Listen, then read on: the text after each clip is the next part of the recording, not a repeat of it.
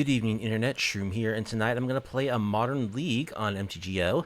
And Modern is such a crazy format. Is it even possible for like a fair mid-range deck to compete in Modern these days?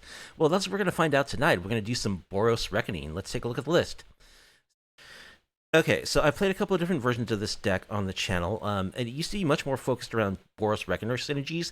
I still have 3 of Reckoners. It's a 3 Boros mana for a 3/3 with an ability that whenever it's dealt damage, it deals that much damage to any target at all. That includes our opponents. So this can make combat really a nightmare for some opponents, like a Death Shadow deck, for instance, attacking with like a 10/10 Death Shadow. Well, if we have a Boros Reckoner, that means basically they can't attack into it because they'll just die.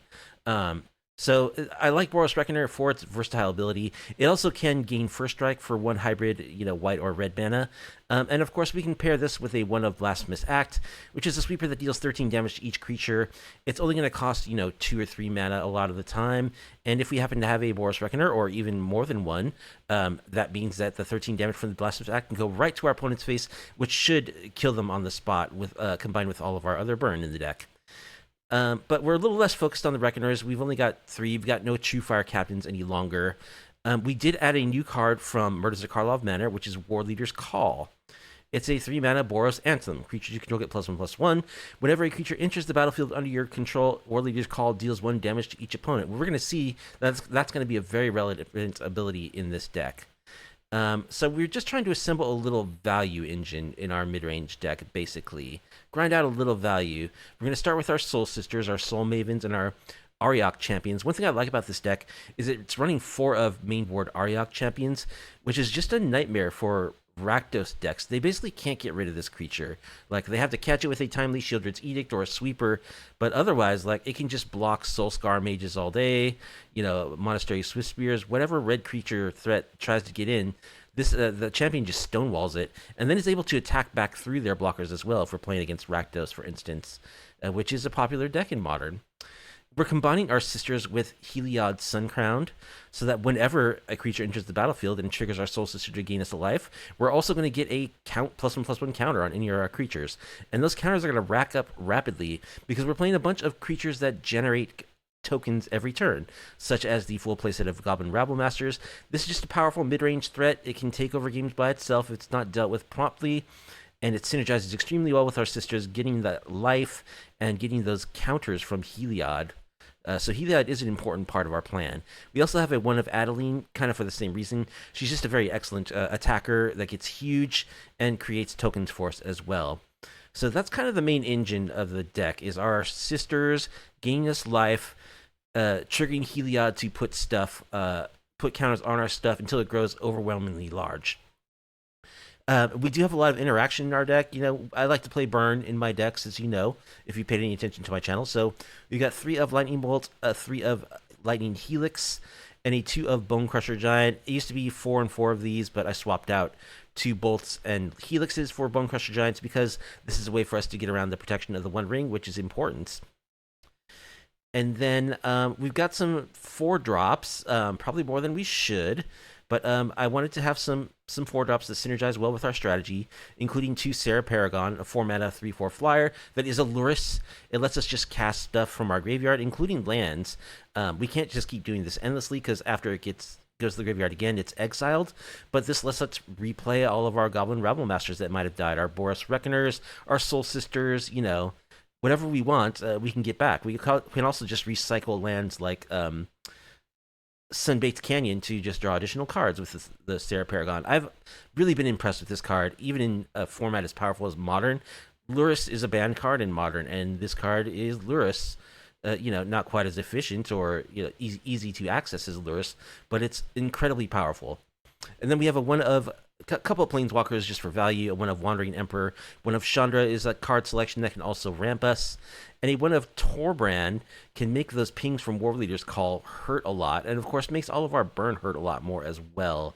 With the Torbrand, every time Goblin Rabblemaster moves to the combat step, that's 3 damage that's going on to our opponent in the form of a ping from Warleader's Call, so that adds up real fast, real quick.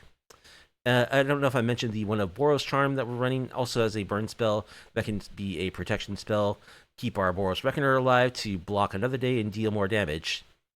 I mentioned the Blasphemous Act. We have a one of March of Otherworldly Light, just rounding out the interaction suite of the deck. I'm a fan of this card in Modern. It hits stuff early. It kills Urza Saga for 1 mana at instant speed, which is great. I think it's a good one of. So that is the main board plan. We have a total of 24 lands in the deck. Really should be 25. It should be 25. And we're using a lot of tech, so we're going to get some awkward mana draws. But I think we actually want all the tech that we have in our deck.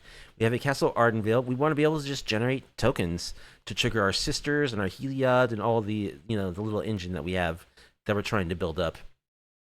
Castle Embereth, I think, is similarly worthwhile, since we're going to have a decently wide board. Giving everything +1/+0 to the end of turn can help us close out games. And then other tech we have is a one of Sokenzan, because we do want the option to just, for 4 mana, generate 2 hasty creatures. And we've got a couple of Sunbaked Canyons, which we can recycle with our Serra Paragons for extra card draw.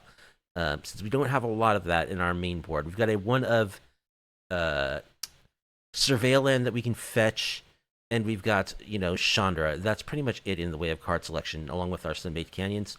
So we want to utilize those. The sideboard contains 3 Rest in Peace against graveyard decks. I want 3. 2 just doesn't seem to be enough. A couple of Hushbringers against cards that use ETB triggers a lot, like Money Pile decks in particular do. We've got Containment Priest against like Cascade decks, Indomitable Creativity, stuff that cheats creatures onto the battlefield. 1 Path to Exile. I like this as a sideboard card against like Murktide Regent. Do people even play that card anymore? I'm not sure. But, every once in a while, like against Domain, against like a Reanimator deck, you might see an Atraxa that needs to get pathed. Just in some matchups, it's good to have the one of Path to Exile. I think it's still playable as a sideboard card. We've got a one of Cast into the Fire as anti-one ring tech. A couple of Blood Moons are good against greedy mana bases. We can fetch out, we've got like 3 planes that we can fetch out to avoid getting got by our own Blood Moons. So it's usually advantageous for us to play this. We can play around it better than a lot of people, of our opponents will be able to. A couple Wear Tears for Artifacts and Enchantments, Pithing Needle, just sort of a catch-all for Planeswalkers, for Yawgmoths, One Rings, stuff like that. So that's the plan. We're just going to assemble our little grindy Boros value engine of Auriok Champions and Soul Wardens, our sisters, our Soul Mavens, gain some life, put some counters on stuff with Heliod, and eventually just sit at a comfortable life total and build an overwhelming attack. That's the plan. Anyway, let's see how it does in the face of a Modern League in 2024. Haven't been paying too close attention to Modern lately. I've kind of been more Pioneer focused. But yeah, I was playing some matches yesterday, and Modern's crazy, but I was able to get some wins, and I think the deck is very fun, very importantly. So that's why I'm going to try it out in a league. So let's get right to it. If you want to support me and you like off-meta, off-kilter MTG content, please be sure to like the video, subscribe to the channel, leave a comment down below. Let's get fair. Okay, we're going to be on the play against Pentagrampa.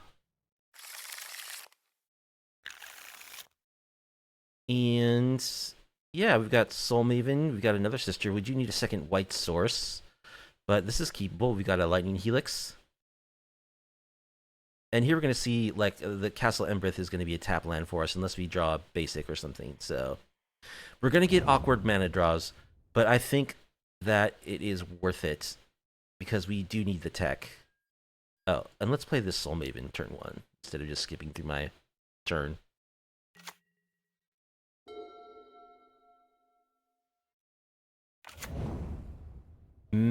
What we really don't want to face is control, because we got nothing. Alright, Thoughtseize. Could take Auriok Champion.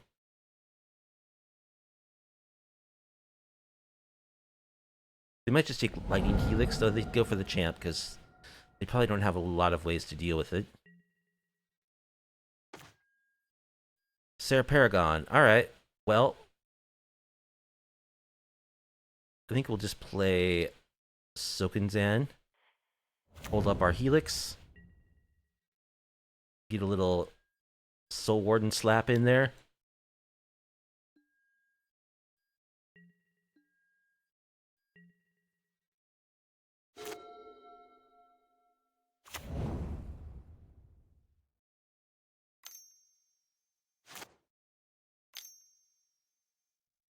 So is this Jund?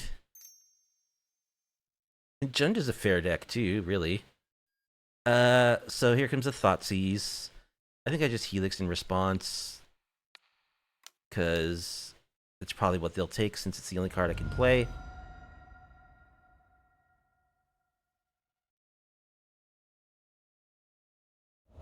They take Adeline.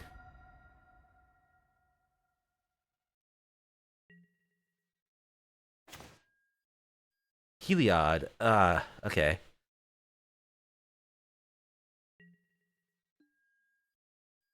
Let's get our Soul Maven attack in. Play a tap land. So our mana base is already not looking great here.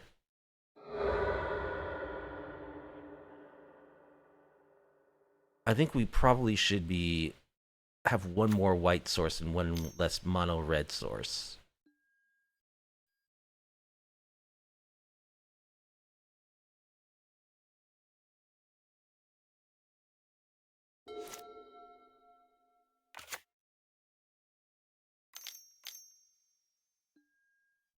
Okay, do they just have the Vein Ripper?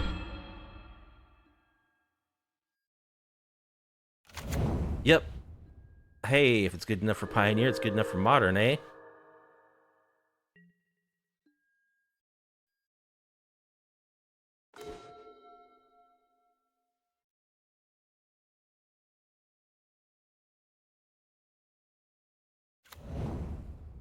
Alright, we get a Surveil. Auriok Champion.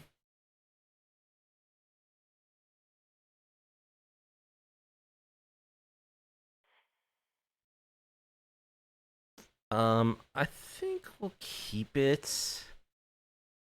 Alright, it's not impossible for us to race. Let's go for Heliod.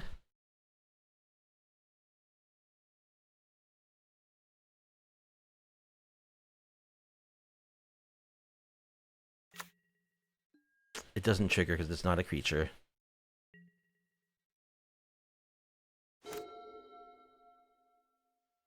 The next turn I can Serra Paragon.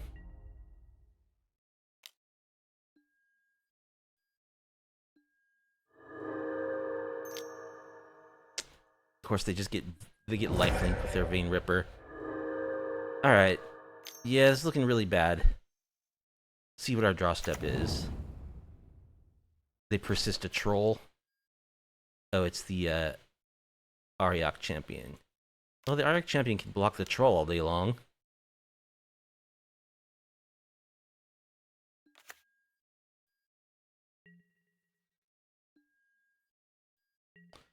So this is the thing in Modern too, huh? I guess it would be, since it's incredibly powerful.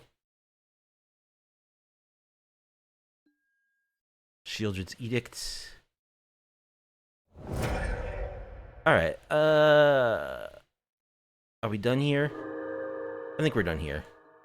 I don't think I'm coming back from this. The deficit is too much. They're gonna gain, like, 8 more life or something. Yeah, we're just too far behind. Okay. Sideboarding.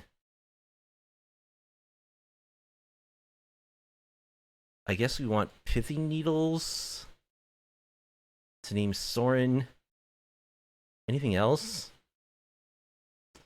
They are persisting, so maybe we want Rest in Peace. That means that we board out Serra Paragons. They want a Path to Exile? Probably do. March can't hit Sorin. It's not going to be... It's going to be too expensive to hit any of their other stuff. Yeah, this isn't a great matchup for us. We don't have good answers to Vein Ripper. We need our Pithing Needle. I'll cut a Bonecrusher. I don't think they're a one-ring deck. I guess I'll cut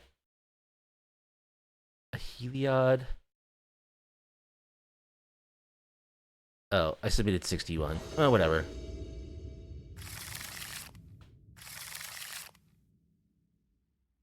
Well, we've got Rip. That's a one-lander, however. We also don't have an answer to Sorin, which we might not get. We only have 2 Pithing Needles. But I think because it's a one-lander, we have to mulligan.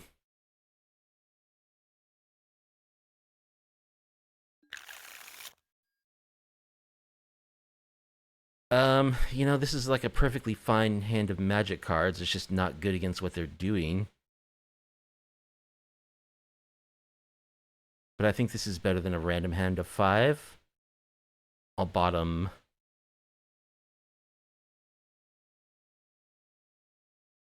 Probably Castle Ardenvale. Let's just get our Soul Maven going.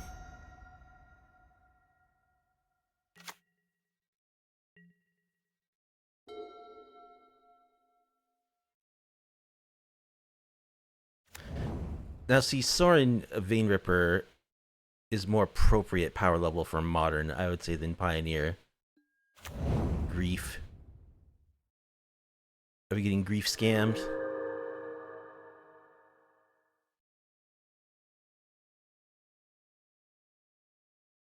They might not be scamming. They are persisting, so...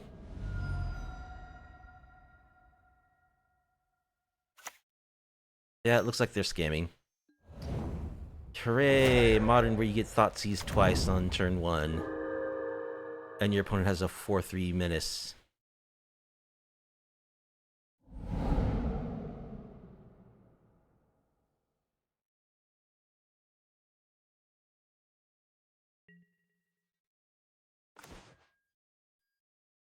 Alright, Rest in Peace is actually a pretty good draw. It would have been nice to have that before getting double Thoughtseize, but what can you do?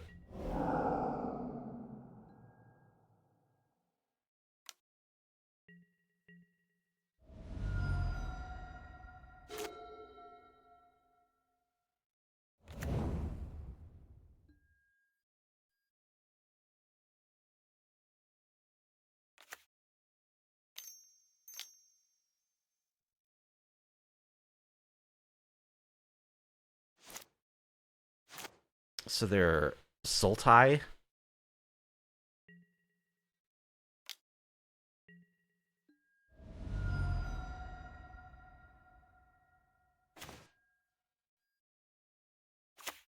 Alright, here's our call. Doubled up our Soul Warden.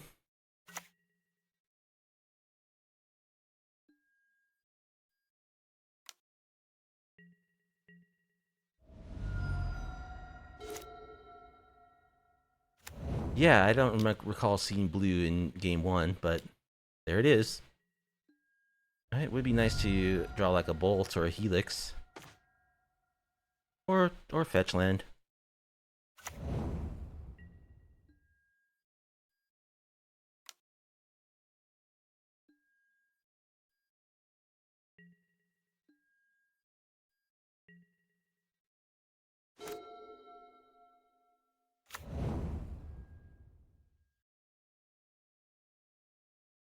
Opponent surveils. Puts Vein Ripper in their graveyard. Or exile.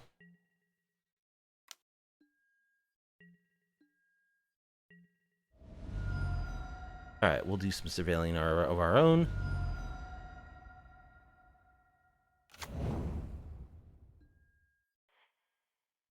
Rabs? I like Rabs.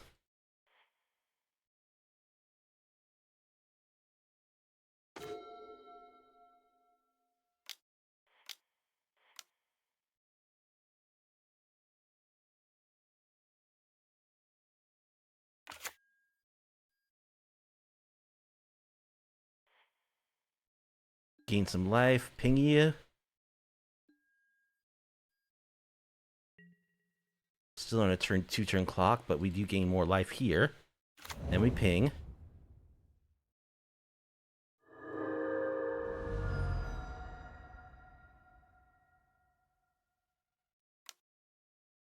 They could have a Bowmasters here.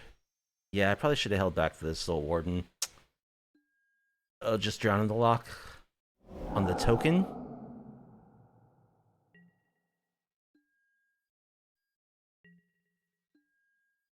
Oh, because there's no graveyard, so That's the only thing they could target.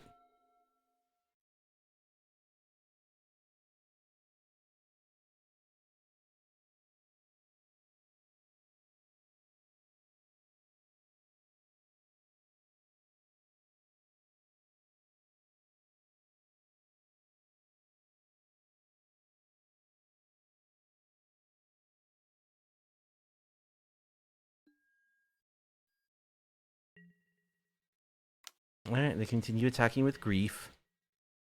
Can't block it.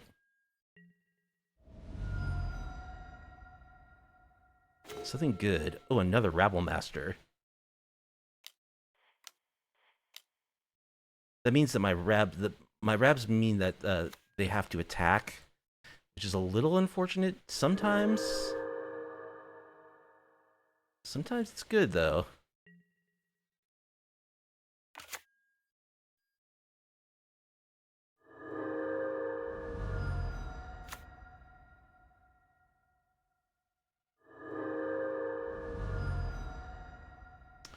Yeah, let's just get in there.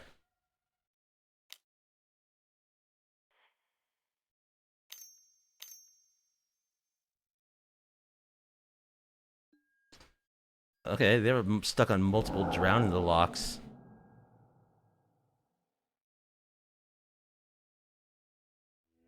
Okay, we actually got there. Wow, double Rabblmasters with the Soul Maven is pretty good with the Warleader's call. Yeah, I mean, I don't think I'd do anything else. I guess March of Otherworldly Light can kill a Grief, whereas a Bonecrusher cannot. Yeah, okay. Oh, I'm still running 61.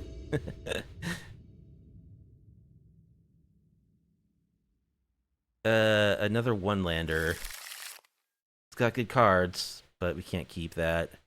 It's too risky. That's also one-lander. I can fetch a Surveil land. I think this is a keep. And I'll bottom.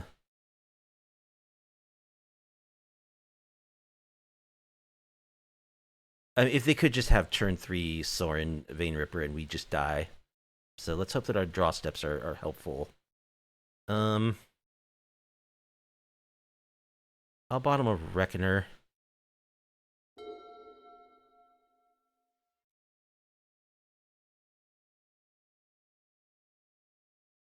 Let's see how many times I get Thoughtseize before I get to do anything. 0? Wow, I don't believe it.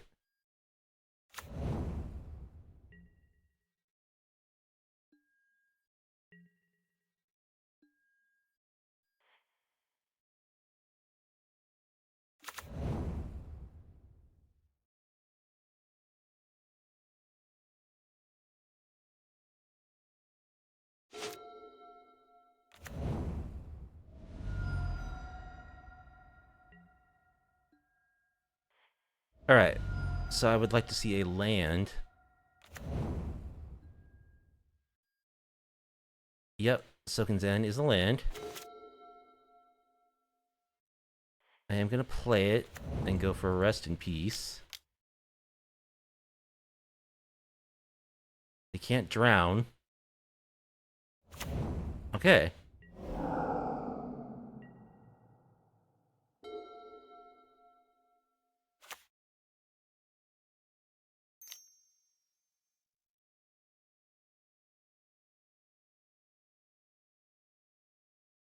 Besiege you? Pick your poison. Okay. Hey, it's not a Sorin, so count me happy about that. So I'm gonna go with this Rabs.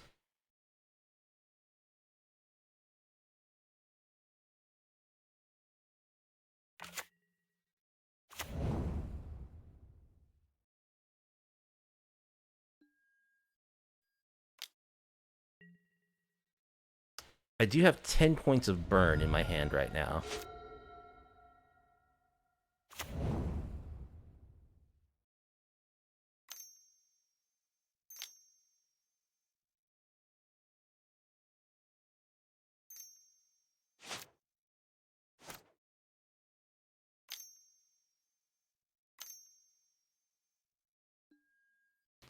Pillaging the Bog. They just hard cast it. So they're going to look at the top 8 and get 1. Looks like a fatal push. Grief.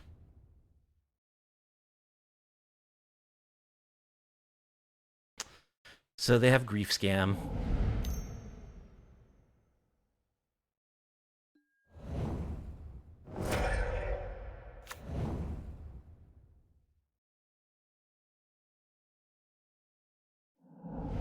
They take our Helix and our Bolt.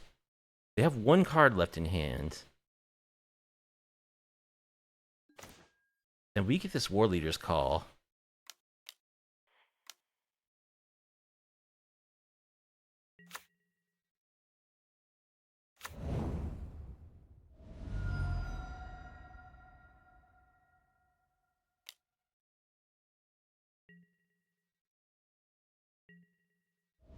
They're at 5. I have a Boros Charm in my hand. We got it. Wow. This deck has a lot of burn, so it can reach surprisingly fast. And Rabblemaster with Warleader's Call is a combo. GG's. That's round 1 victory. Despite all the scamming. All right, round 2, we're going to be on the play against Zuma.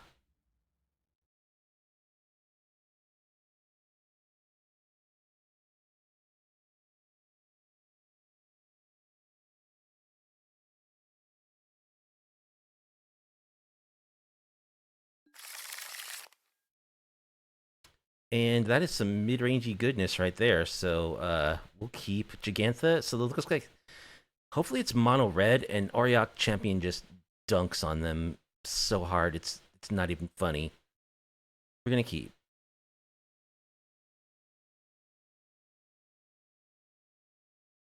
Could be mono red or like Gruul, some kind of aggressive red-based deck.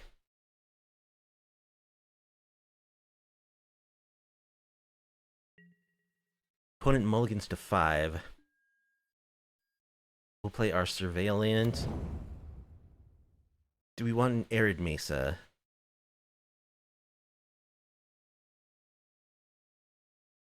I don't think we want an Arid Mesa right this moment. I would love to get like a Lightning Bolt.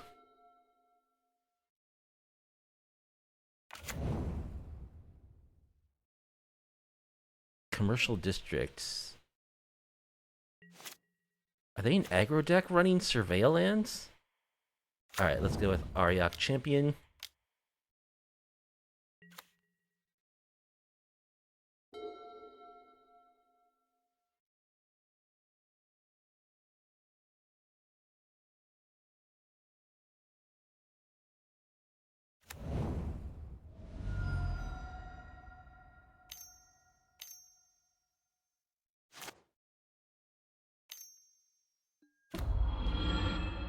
Ren in 6.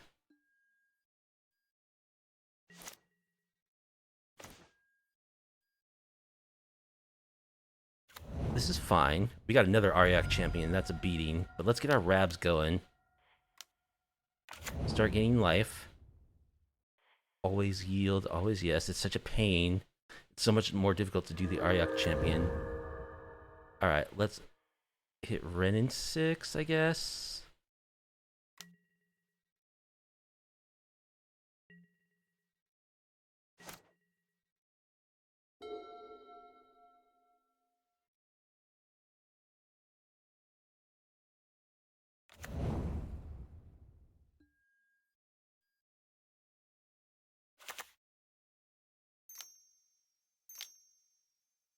Now, they could be like Indomitable Creativity. Free Strider Lookouts. Whenever you commit a crime, look at the top 5 cards of your library. You can put a land from among them onto the battlefield tapped. Put the rest on the bottom once each turn. Committing a crime.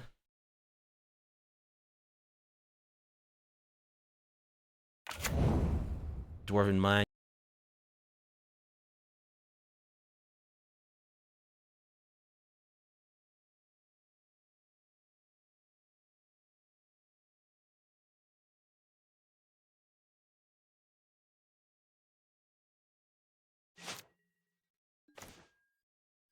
Heliod.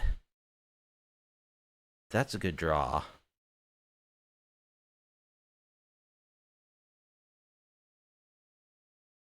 Yeah, I think I want Heliod.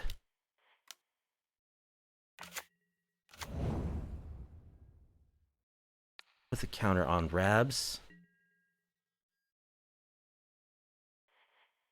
We can kill red in 6.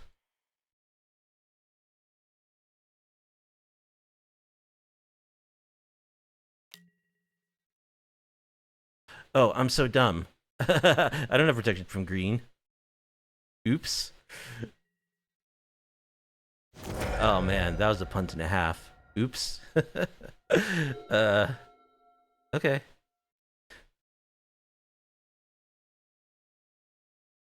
Green is not the same as red.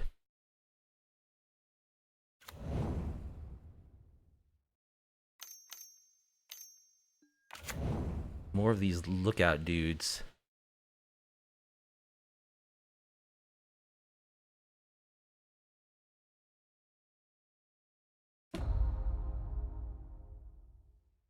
They're just pinging me to get double triggers off of their thing.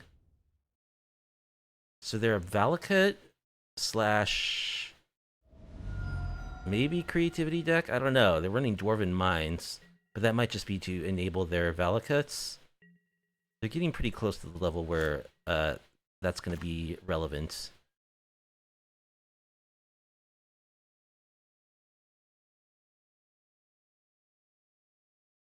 Let's go with Warleader's Call.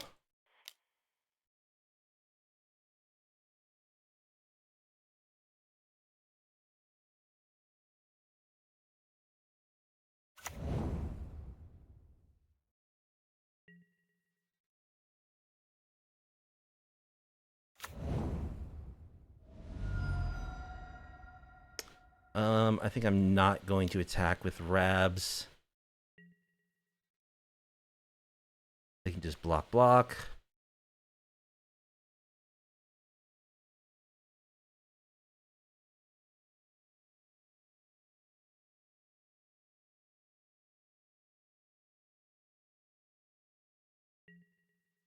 They take it?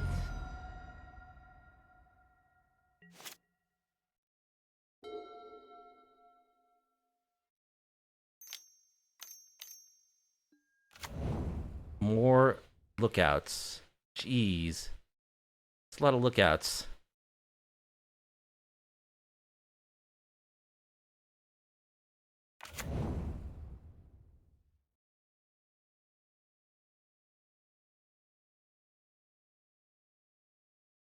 No crimes have been committed, though.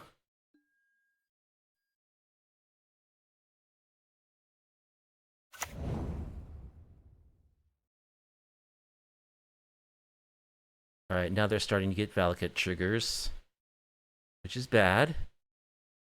And those are colorless, right? Yeah, so those can hit my Auriok Champion. And they get triggers from all 3 of their dudes.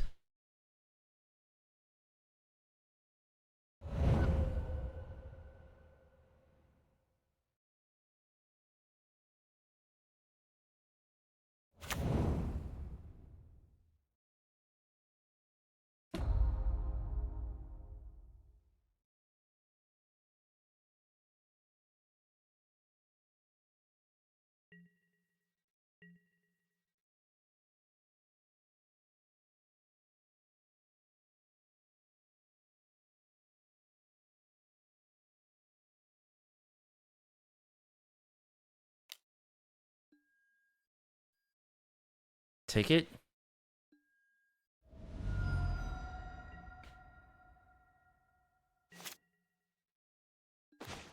Castle Ardenvale. So the Reckoners are going to be good.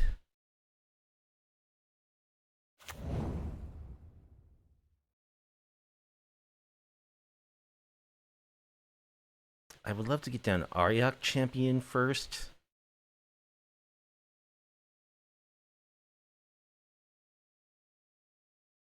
I think the Reckoners are pretty good, though, because every Valakut trigger they take can kill It takes 2 triggers to kill them, and they can kill one of their dudes for each trigger that they get hit by. We're also pinging them, down to 9.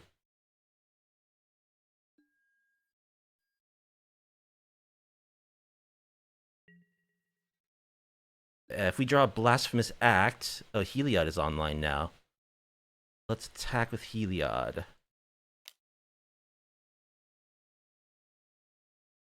So they've got to block that.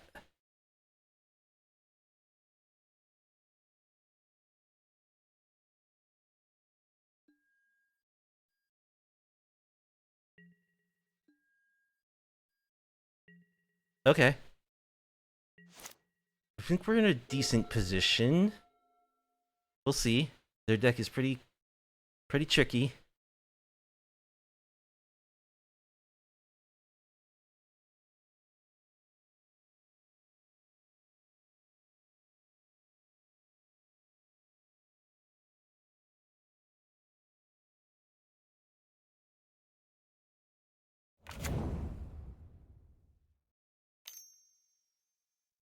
More Valakuts.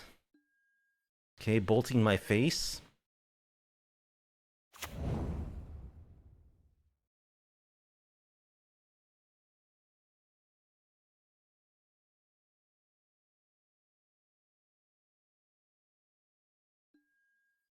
Just going face, face, face.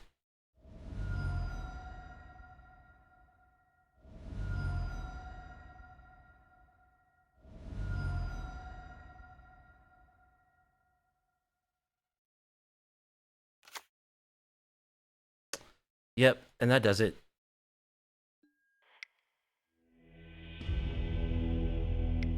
Okay, so what can we do about that? Blood Moon.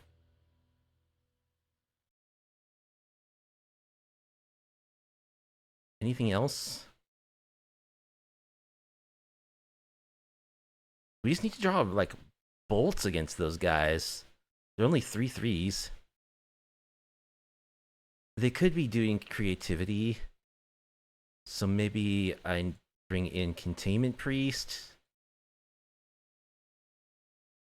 Kind of didn't seem like they were, though, but they might. They might have that as like a sideboard juke. Let's cut some of our double white stuff since we're going with the Blood Moon. We'll cut a Paragon. I like the Wandering Emperor.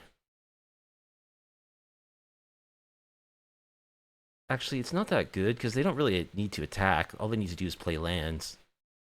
So the Auriok Champs actually don't do as much as I would like, since their primary threat is green, and the Valakut triggers are colorless. So I can probably cut one more cut. Torbrand means that my Warleader's Call pings are lightning bolts. Cut a Bonecrusher Giant. That's a Blood Moon, but it's a one-lander. Unfortunately, so gotta mull that. Would have been a good Blood Moon hand. Alright, this hand seems fine. I've got a bolt, so we'll keep this and bottom.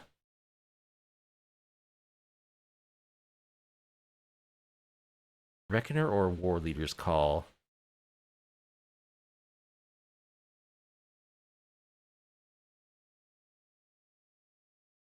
I think I'll bottom Reckoner.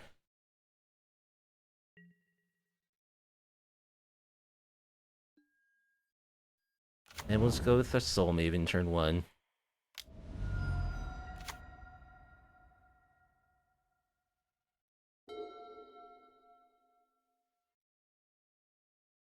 It's too bad to have to use these canopy lands, but they are good with the Serra Paragons. Relic of Progenitus. Hey, there's Blasphemous Act. That would have been good last game. Let's get our Auriok Champion.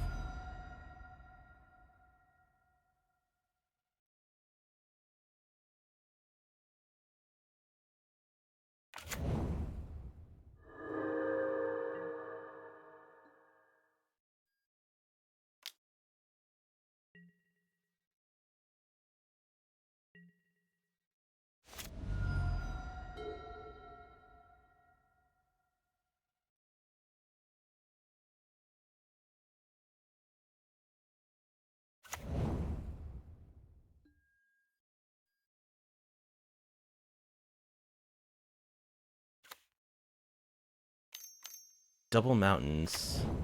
Magda. Okay. They're a Magda deck. Well, we've got a Lightning Bolt.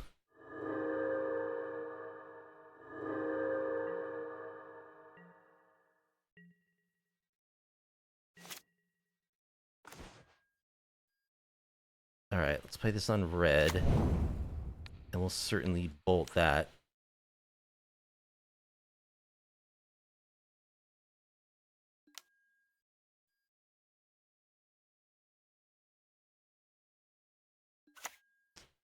Okay, I see. Tapping the relic is a crime. That's why it's in their deck. Yeah, that works.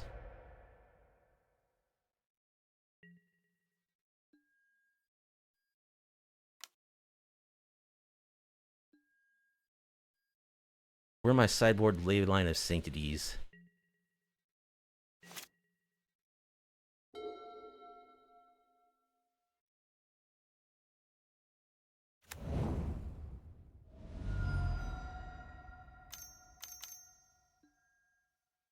Dryad.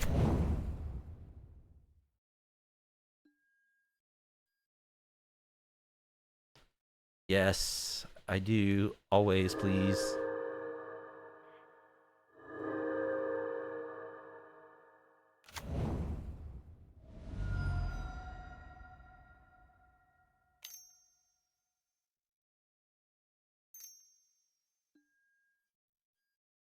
There's Ren in 6.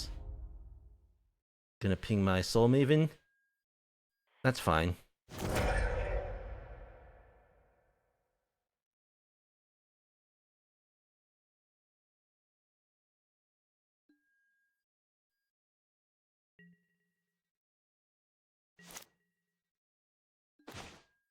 Lightning Helix.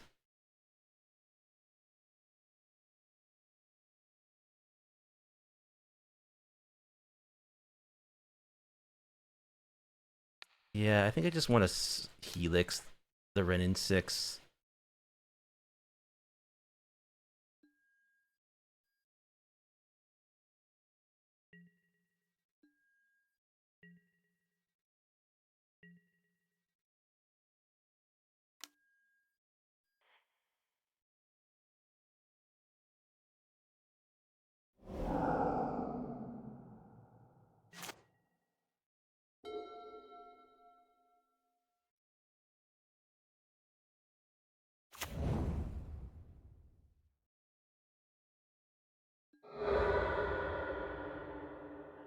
A Boros Reckoner would be an excellent draw.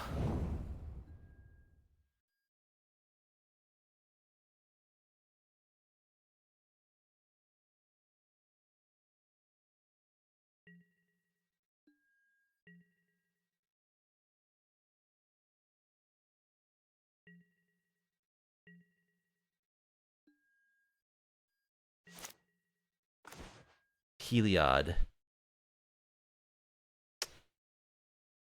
Just more 3-drops. Well, I think I want my Warleader's Call.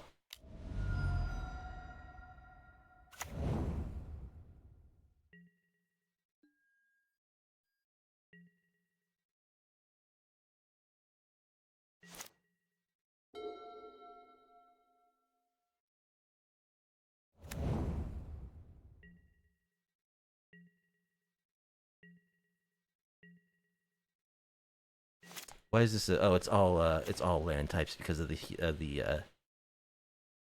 stupid Dryad. All right, Heliod.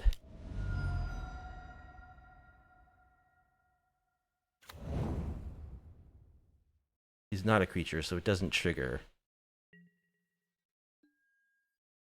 Still can't attack. Boros Reckoner still lethal.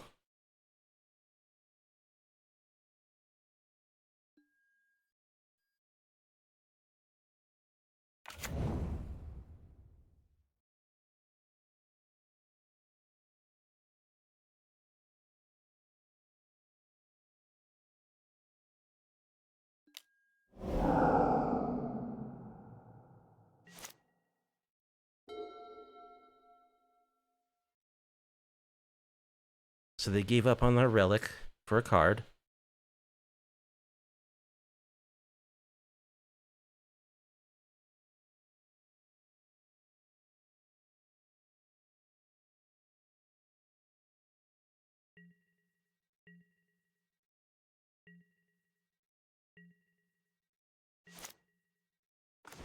Another Heliod. Okay. I think I just need to draw a card here. Chandra. Well, that'll be good next turn, maybe. If I can draw another land.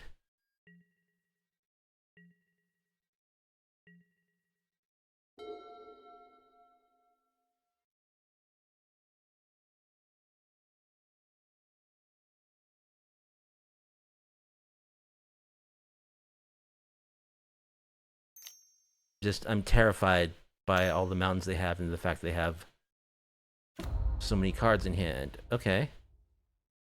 Renin 6 doesn't have any fetches to recycle.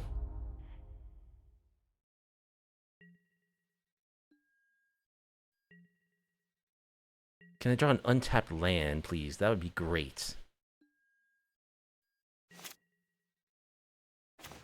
Hey, it's an untapped land.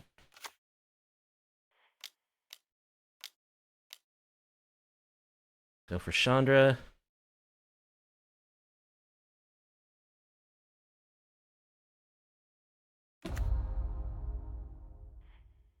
Get rid of the Dryad.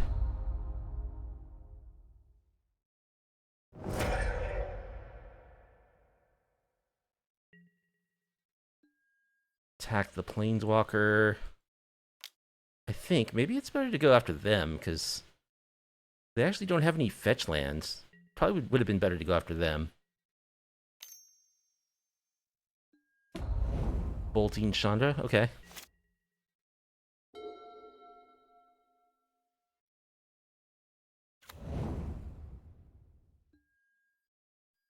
Now they have fetch lands.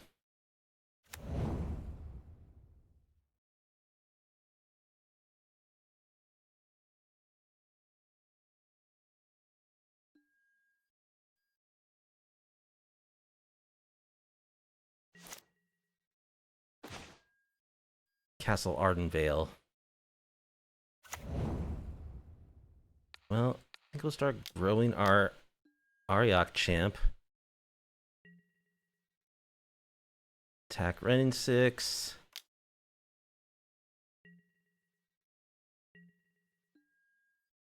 Get a counter.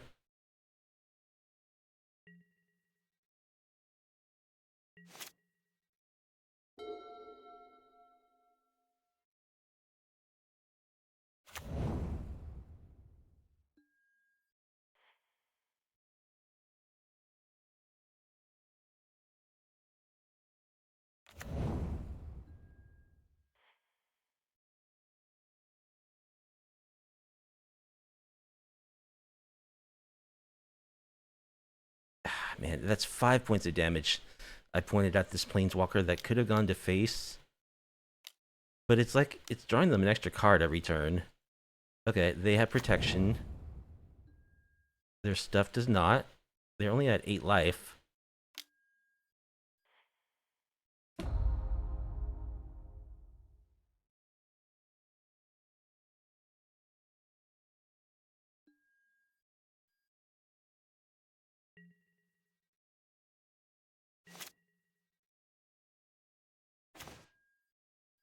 Elegant Parlor.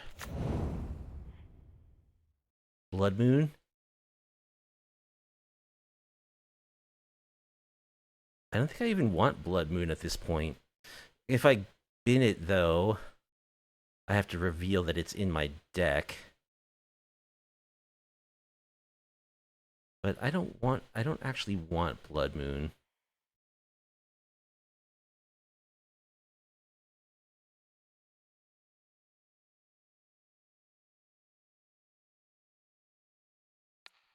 Alright, let's just lifelink up our dude. And kill the Renin 6.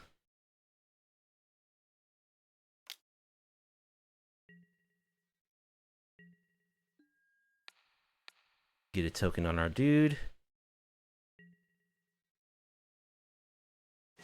So we're sitting at a nice, comfortable 29 life.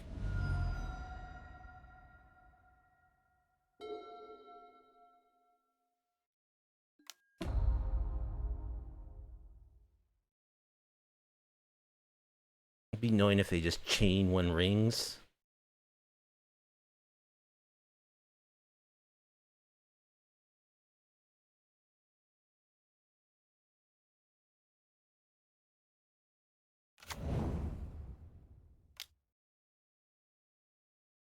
They have 7 cards in hand.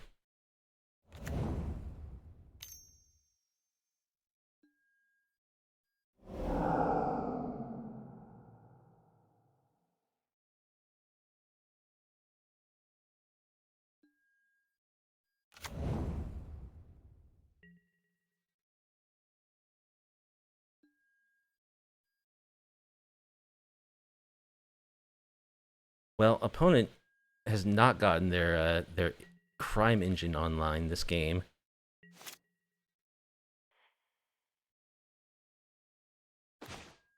Blood Moon. It does cut them off green mana. You know, I think Blood Moon's actually good. Let's do the Blood Moon.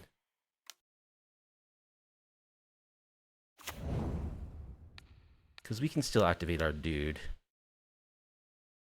We'll just ride this Auriok Champion to victory.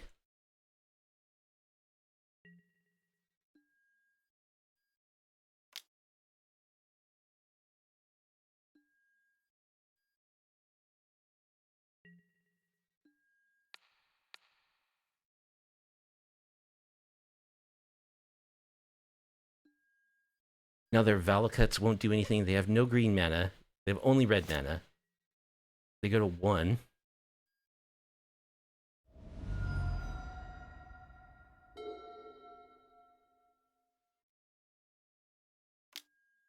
They can, of course, cast another One Ring.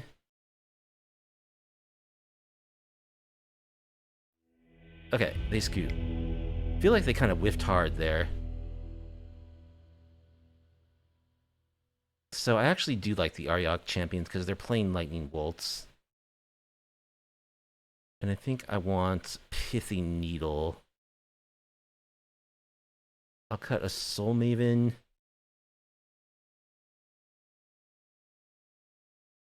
Cut the Serra Paragons because they're leaning hard on the relics. I'll cut one of the Rabs. Hey, we've got our Reckoner. We just need our Blasphemous Act. This is awkward mana-wise, but I think it's keepable on the draw.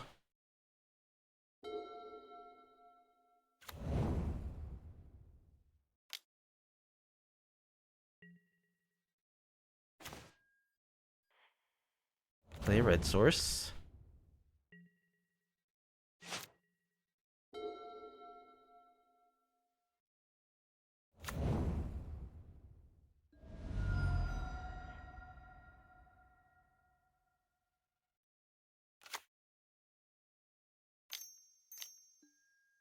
Red and 6.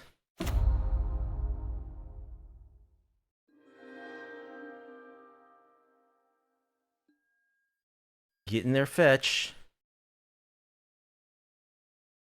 So I think I just need to kill this so they don't draw a card every single turn. Alright. It feels bad, but I think it's necessary.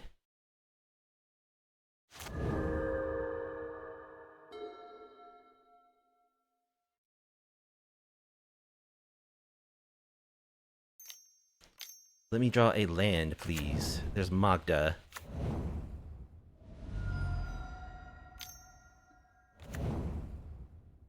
Alright, that's also pretty bad.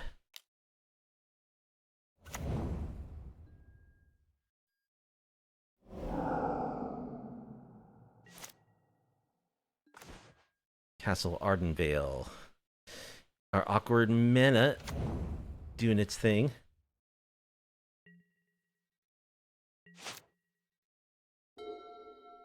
I do need to find a removal for this creature.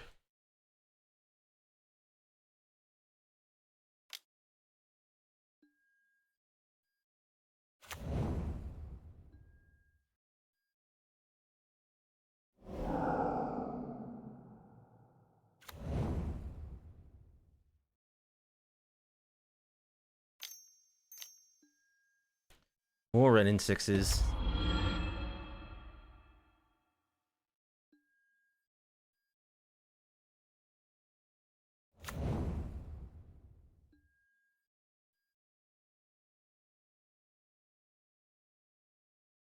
So I'm not liking the look of this board here. We're pretty far behind. Another relic.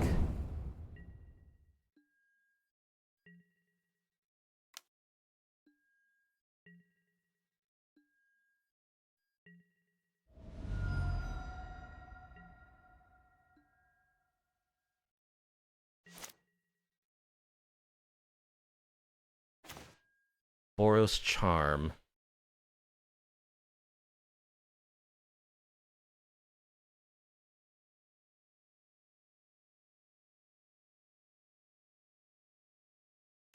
I think I'm just going for Rabs.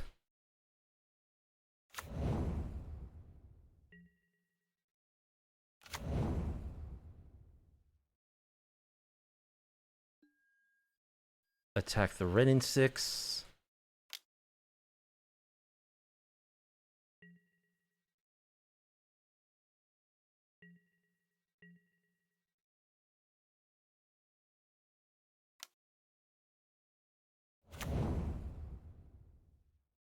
Sacrifice 3 treasures, so they're already at the point where they can do this.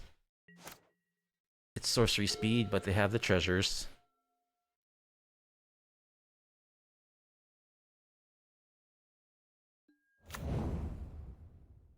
They just get a 4/4 flying haste dragon. Okay.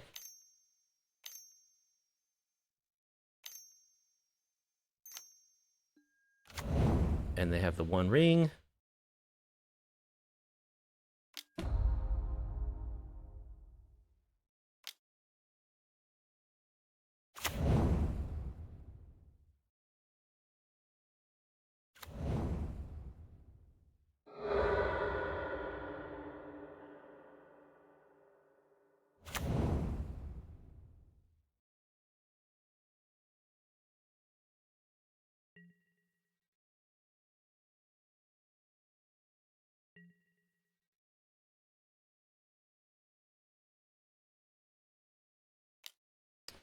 Here comes the dragon.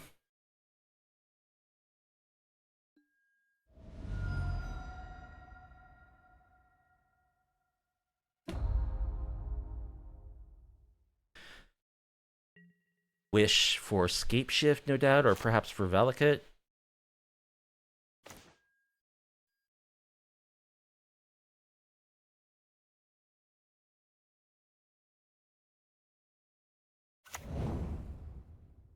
Let's go for Auriok Champion.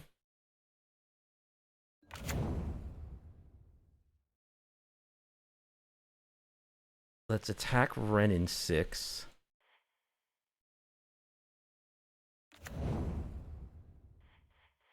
Always yes. Always yield.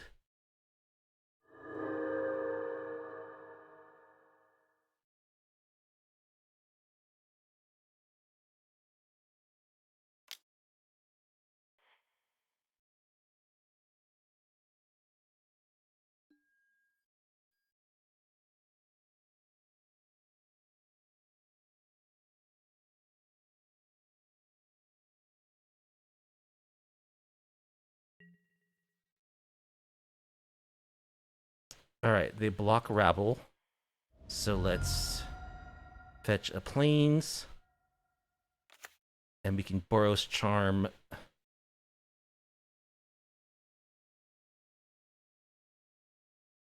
Oh, it can hit Planeswalkers.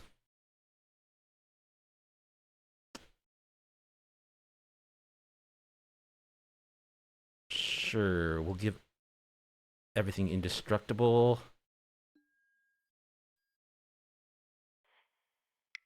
Probably should have just Boros Charmed the Renin 6 directly. But we got rid of the Magda, so that's good.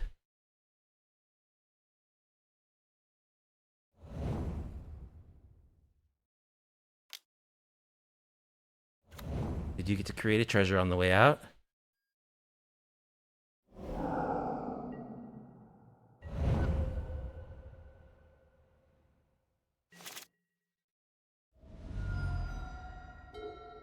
We are 10 minutes ahead of them on clock.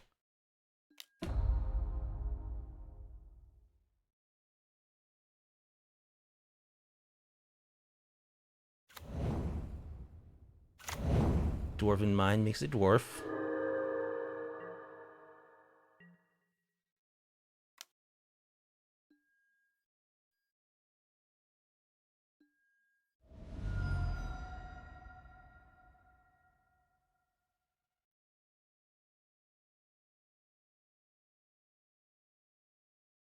They have 6 cards in hand.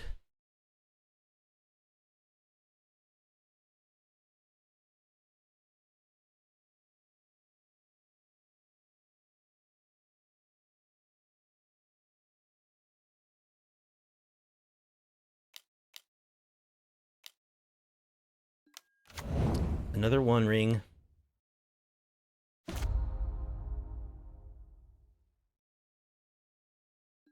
Man, this card is so busted. It's so ridiculously powerful. Okay. Can I draw a Bonecrusher Giant?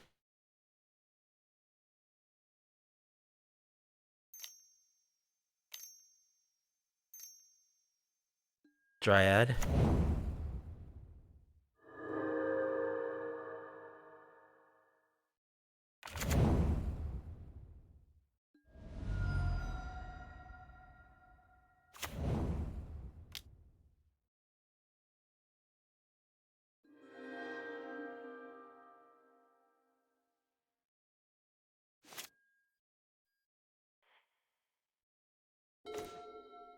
Castle Embereth. Which I don't have the mana to activate currently. Let's play it. It comes into play tapped. Let's get Heliod going.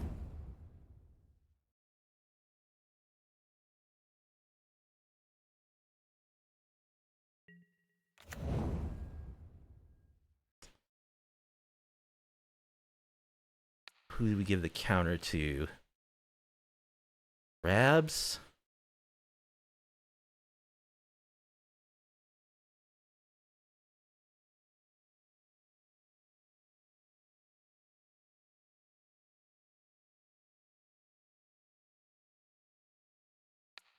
Sure, let's go Rabs, I guess.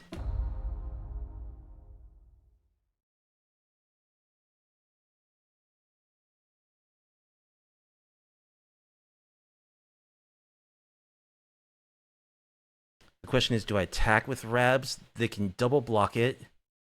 I'll kill the Dryad. Is that worth it?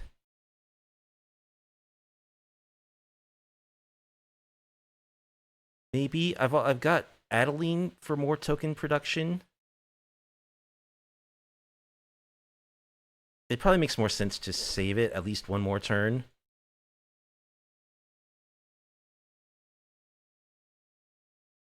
Because that way, well, then they could just like hold back their dragon or something. See, we lose a lot more than they do if I lose the Rabs. So I think I will hold on to it for now. And we're just going all face. Oh, they have a One Ring, don't they? So we'll just attack Ren in 6.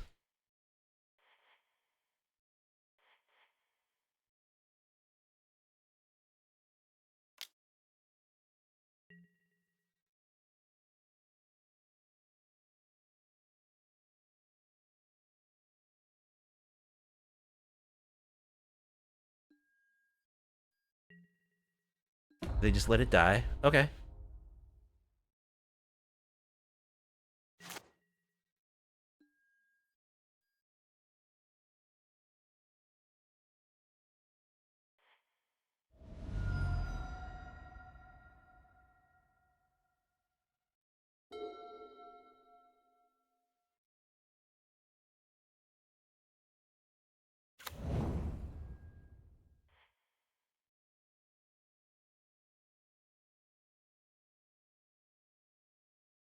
Yeah, I don't know if they can beat us in 2 minutes and 40 seconds. We'll see. Wish. Yeah, here's where they get us. For Scape Shift.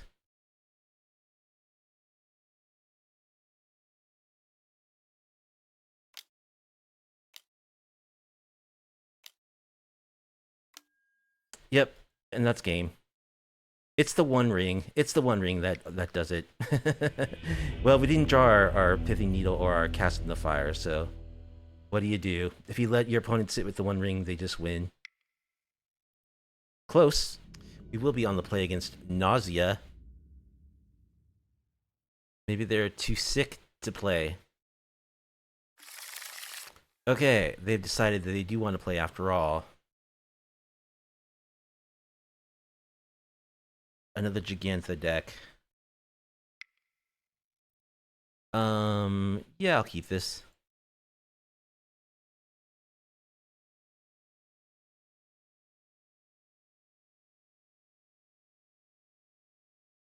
So there could be another, like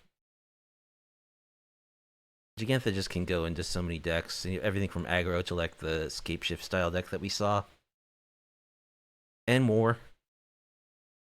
Because it's such a deck building restriction.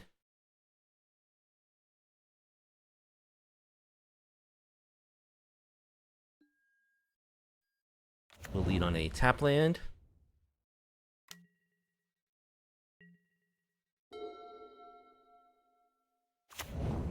Valakut. Another Valakut deck? What's going on?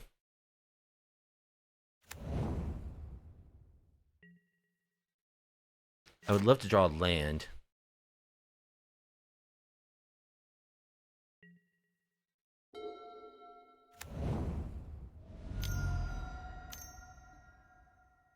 Another Magda deck, in fact. We'll go ahead and just kill that before it could commit a crime.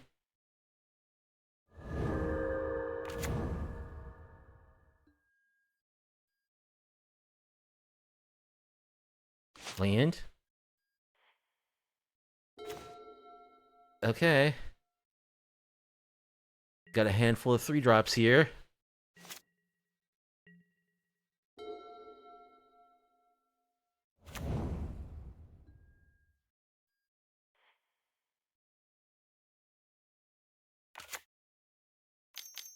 Renin 6.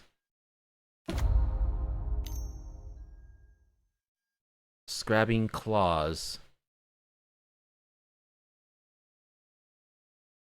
Okay, well, they didn't activate Renin 6, so I can kill it before they get to do anything with it.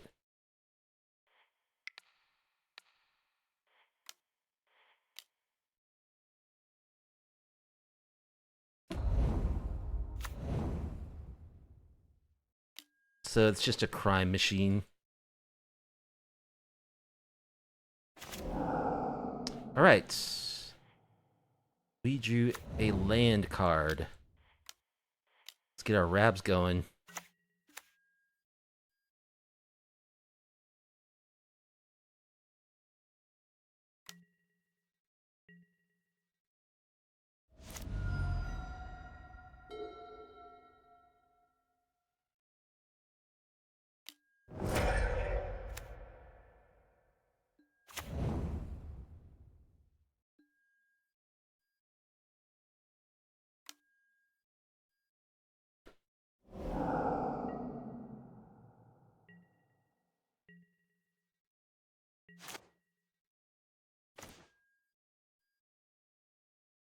We don't need a 4th land. We just need more Rabs.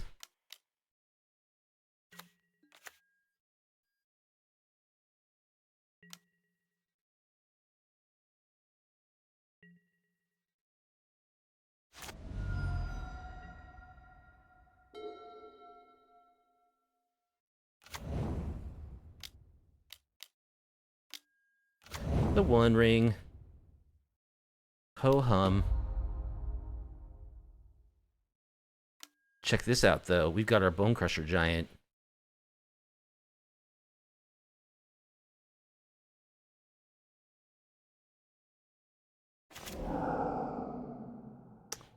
We can't target them with it, though.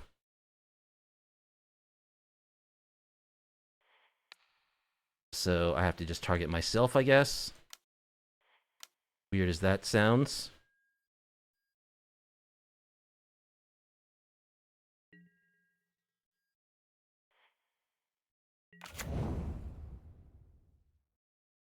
Get into huge hit. Hit him for 9.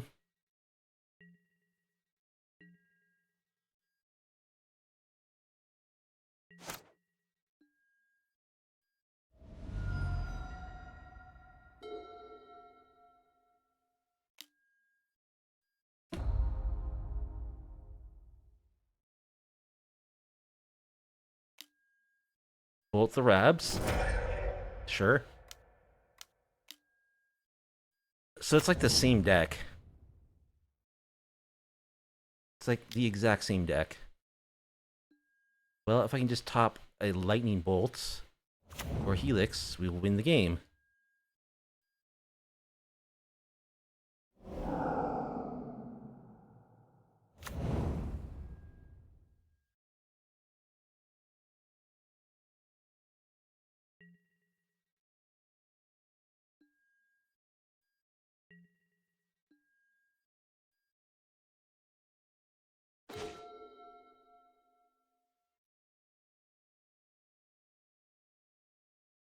Boros Reckoner.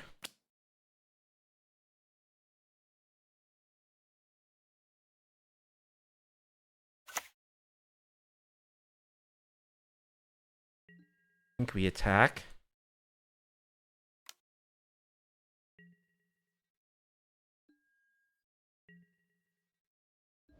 Get into 3. Play this Boros Reckoner. Which they can't block or they'll die, and they can't let it through or they'll die. Unless they draw like another 1 ring here. Which they get 3 looks at.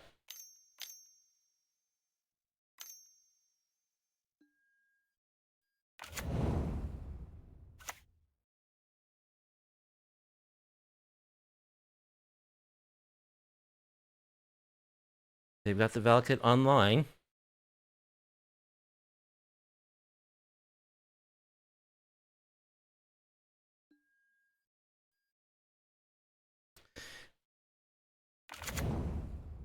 One, two, three, four, five, six, 7 triggers. That's enough. Ugh. They just got there.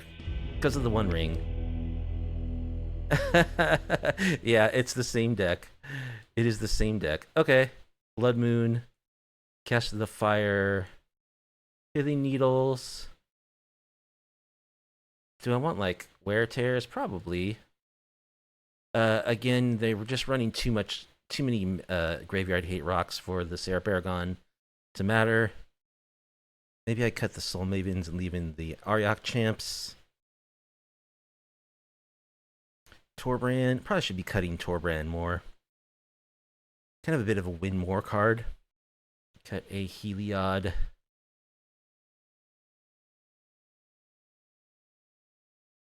Is Wear Tear worth it?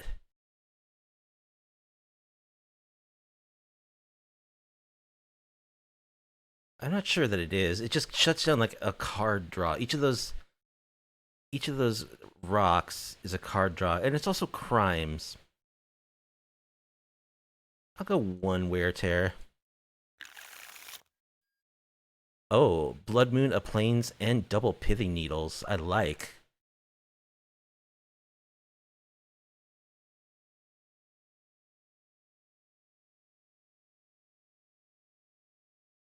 A fetch land to fetch my second Plains would be nice. Alright, they kept 7. I'll just go ahead and play Needle number 1. On Renin 6.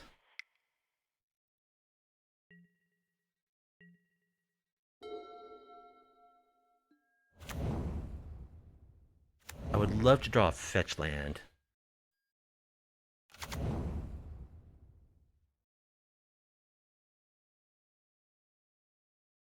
They bend a 1 ring.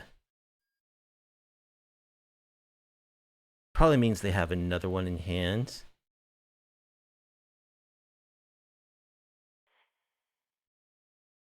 Which means that I play another Pithing Needle on it.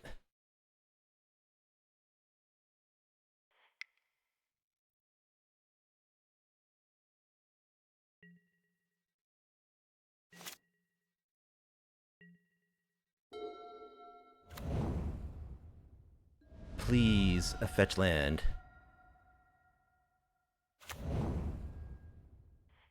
I mean, I'm playing this Blood Moon if I draw a land for it, no matter what. Because it's going to be good. Lightning Helix.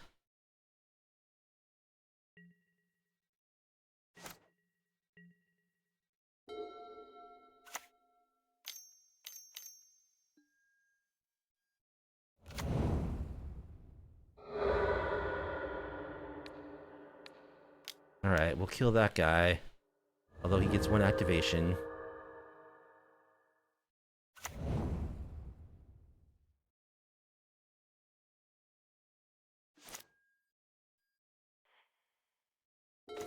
Alright, it's not a fetch land, but... Actually, I think I'll play Adeline first.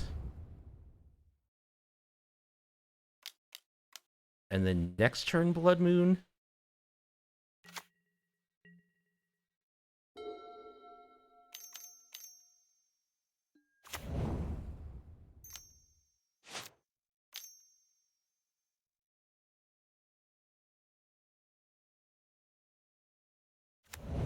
They have Flame Slash.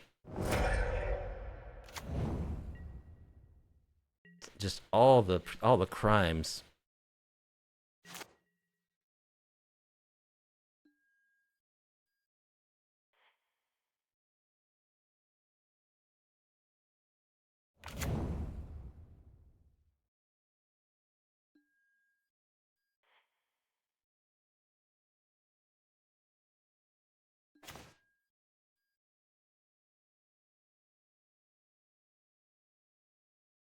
Do I just kill their dude? I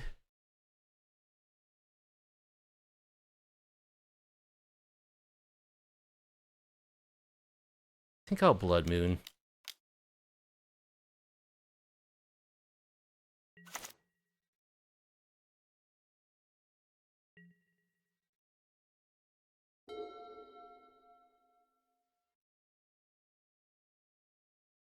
They unfortunately do have a forest.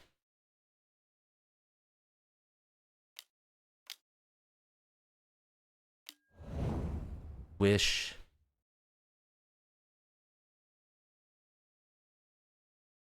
Probably for Besage you. Pick your poison.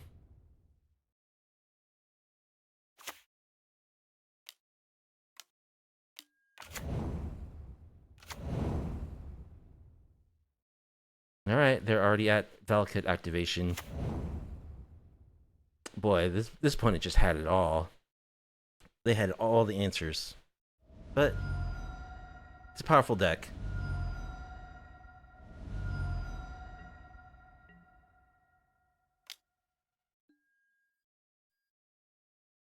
I always like running Leyline of Sanctity in white decks, but I don't have it in my board here. Probably should. They've already got Valakuts online.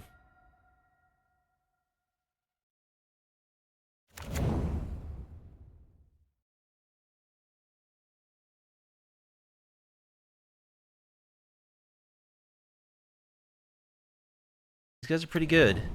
The Free Strider Lookouts. Okay, I was not aware that this was a that's 4 triggers, so that's game. I was not aware that that creature existed, but it's actually very good. Interesting.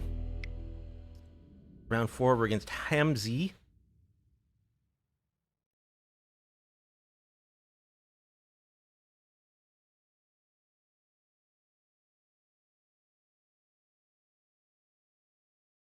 I think I keep that on the draw. I've got 2 lands and a handful of 3 and 4 drops.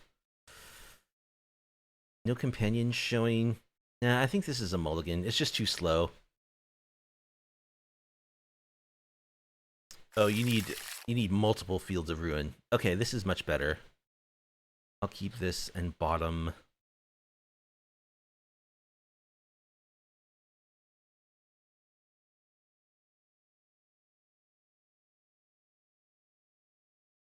Probably one of my lands.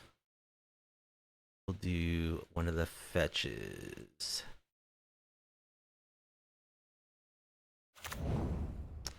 Okay, they have a ley line. That's bad for us.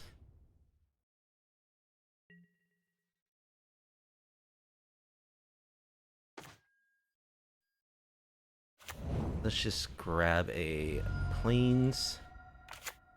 Get our Soul Maven.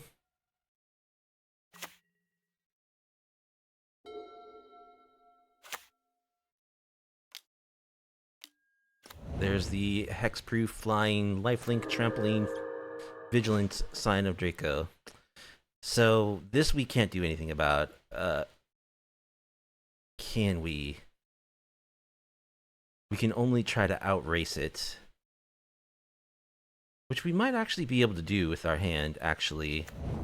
Problem is, all of their creatures are going to have Vigilance, First Strike, Hexproof, Lifelink, Trample, and... yeah.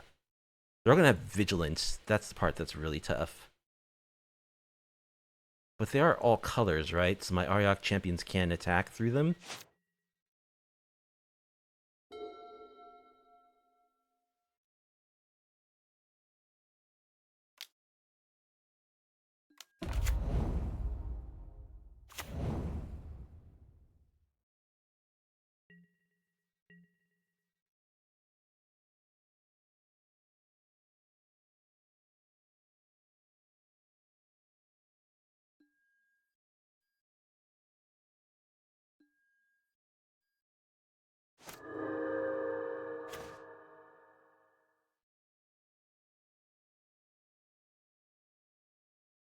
Alright, I think we want Heliod here.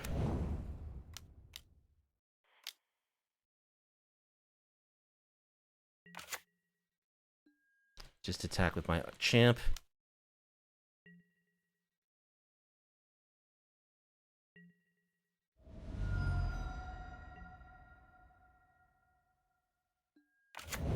Leyline Binding for the Heliod, okay.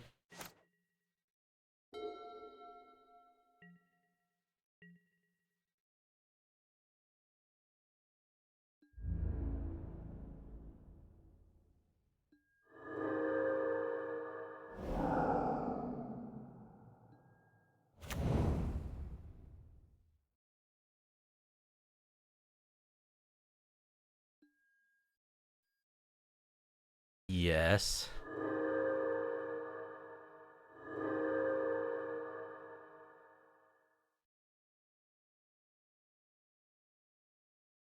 Yeah, I don't know if we can overcome this.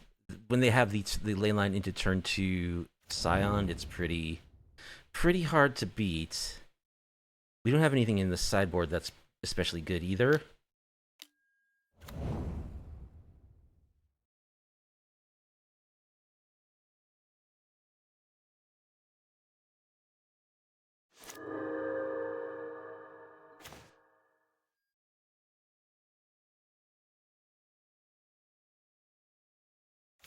Castle Ardenvale.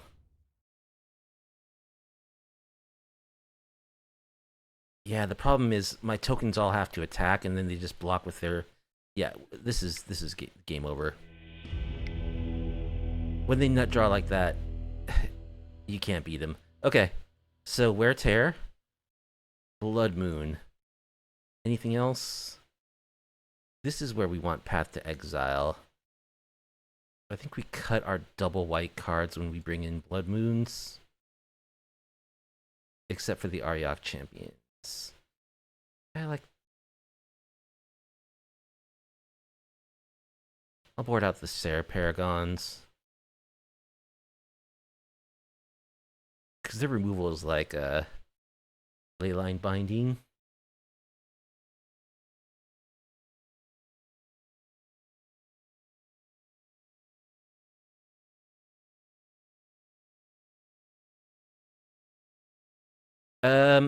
Yeah, I mean, they may not be able to produce white mana, so they wouldn't be able to cast it. Yeah, it makes it does reduce the land types among their mana base as well. One time tonight, we're gonna get Boros Reckoner and Blasphemous Act. Just cut Torbran.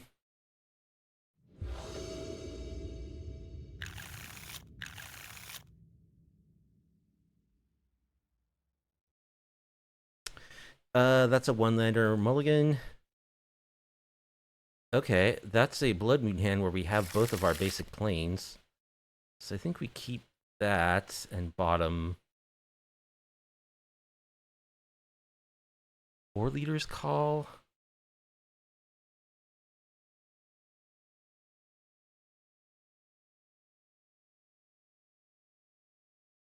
Yeah, Warleader's Call.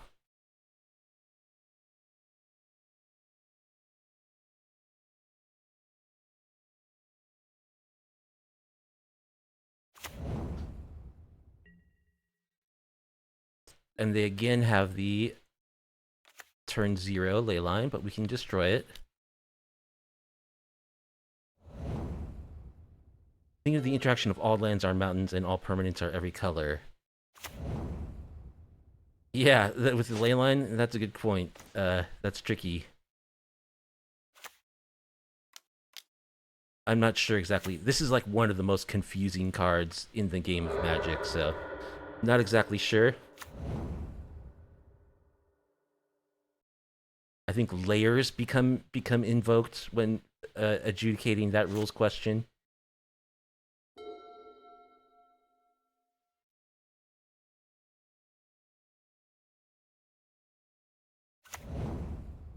Can I draw a red source, please?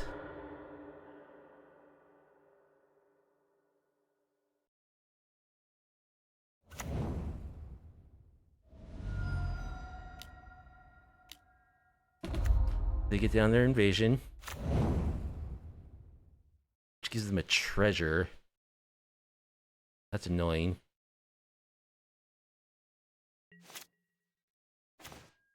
Alright, perfect. Well, unfortunately I do have to shock, which kind of sucks.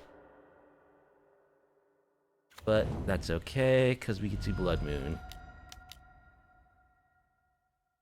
The problem is they have this treasure, so they could use it to produce white mana, but Leyline Binding still going to cost them like 5 mana, so I think it's our best shot.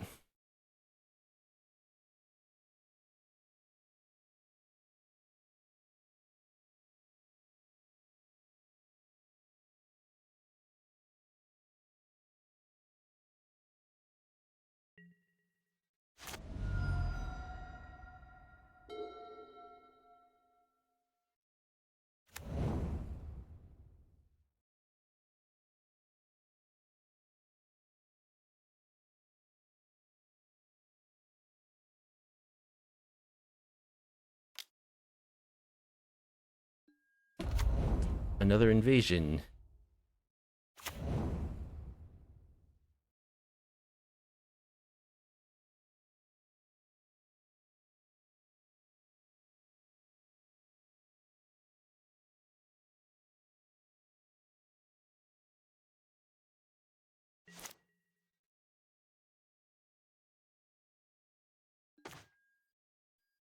Boros Reckoner. Alright, let's try for a Rabs.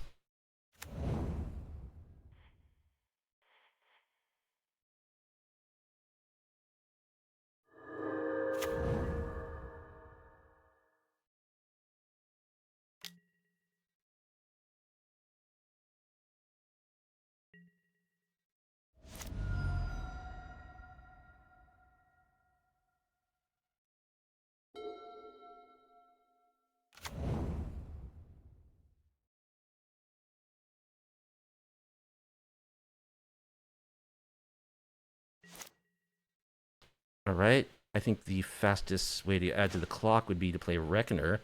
Okay, I have mana for both my creatures. So let's go Soulmaven.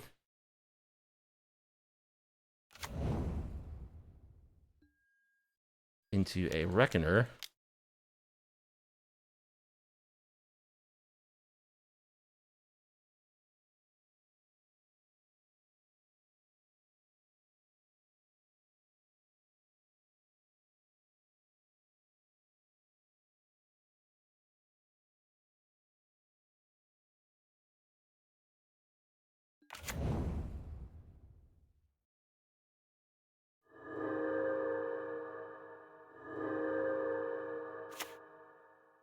And we'll swing out.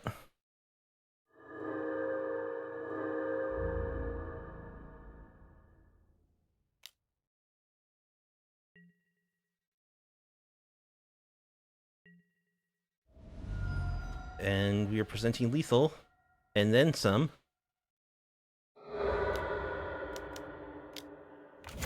There's the leyline binding.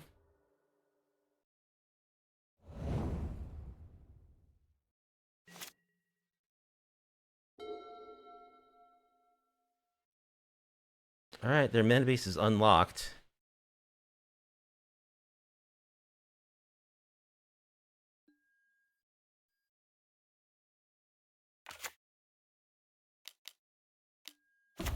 Tyvar.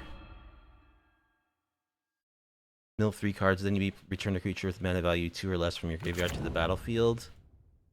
Vampire Hexmage. Can remove all counters from a battle.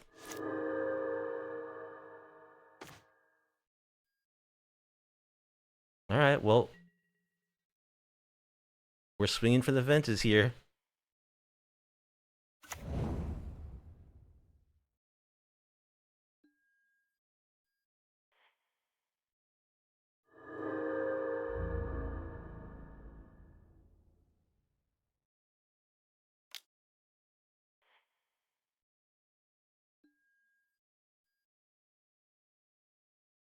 They can crack one of their invasions to get a blocker by sacking the Hexmage.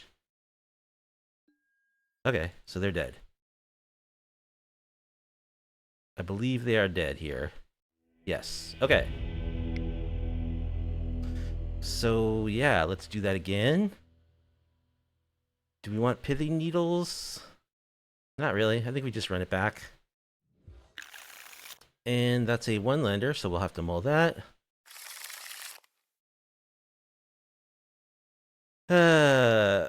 This has lands. It does not have any way to deal with their BS if they have it right away. But I don't think I can mull for 2 of... Can I really mull to try to find a 2 of Wear Tear or March of Otherworldly Light? I only have 3 of those cards in my deck. If they don't have it, this hand's decent. I guess it's a keep. Just gotta hope they don't have it. We'll bottom a fetch land. Or that I can find a Wear Tear if needed. They don't have the turn 0 leyline, that's good.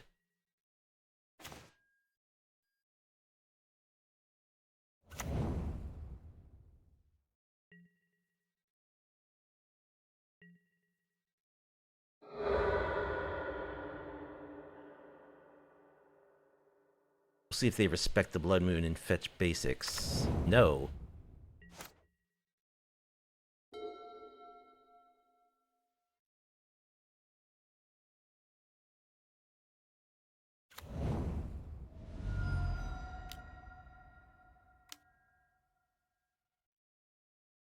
Bloom Tender? Sure.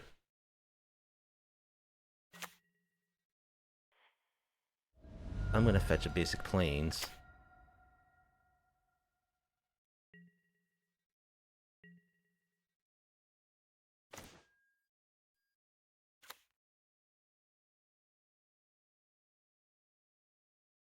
Just go ahead and stomp the Bloom Tender.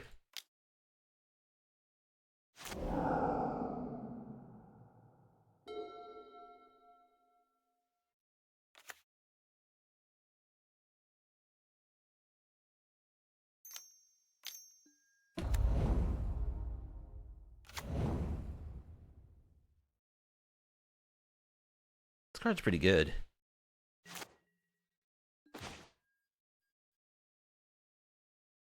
Alright. I'm gonna go for Warleader's Call.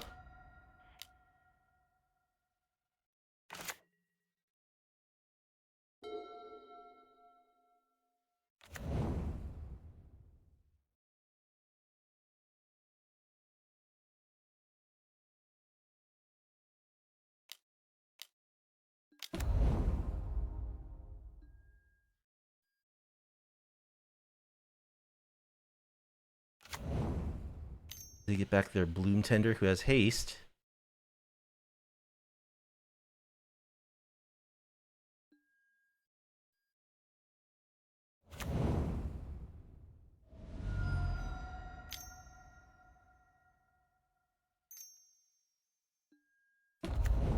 Invasion of Alara.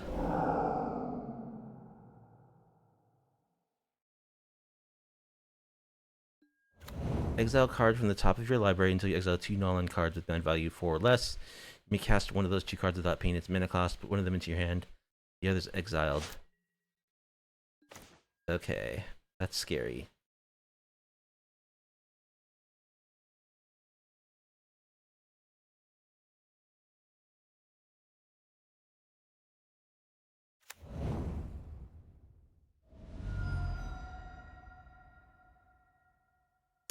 I think I just Wandering Emperor.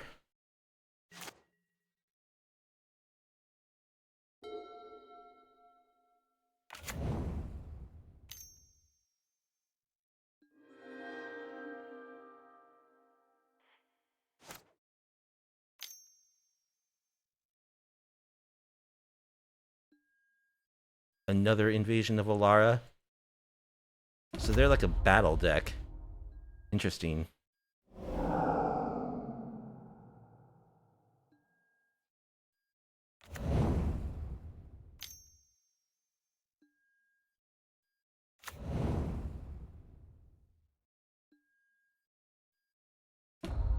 So now they get to exile it and cast it without paying its cost. What does it do? Awaken the Maelstrom. You may play draw 2 cards. You may put an artifact card from your hand onto the battlefield.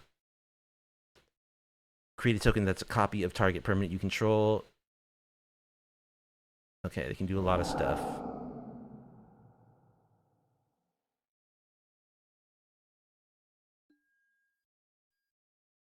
They destroy my Warleader's Call.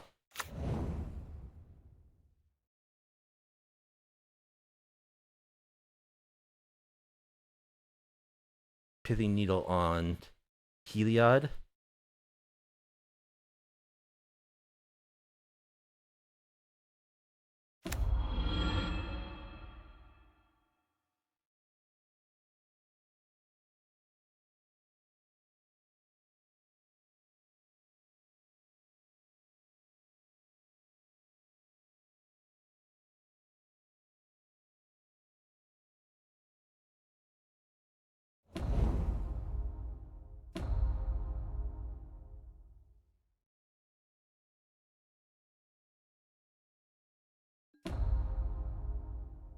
They have another copy of Tyvar they can activate.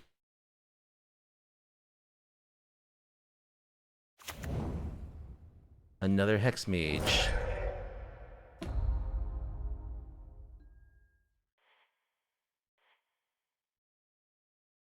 Destroy target permanent, so they can wreck my mana here.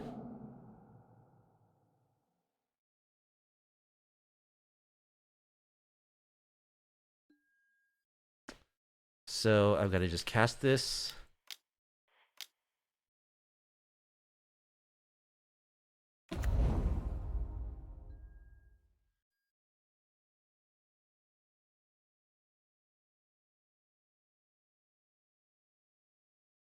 Well, it's interesting to see that people are doing some different things. I mean, this is like, I don't think the stock build of Domain does this. This is like a Domain deck that has this Plan B, which is kind of cool. It's much cooler than the Plan A. This might even be like a full-on sideboard juke deck.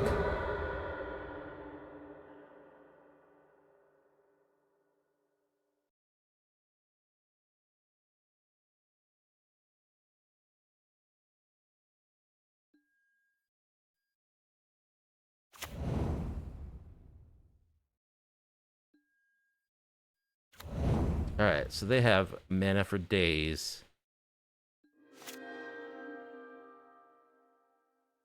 How are they still activating Tyvars? They're creating new copies of Tyvar.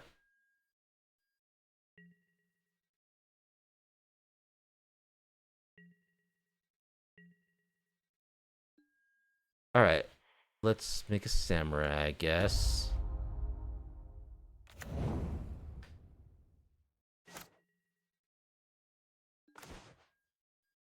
land.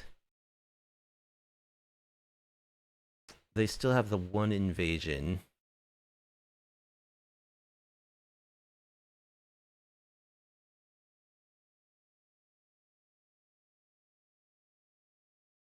I think I'll just create another samurai.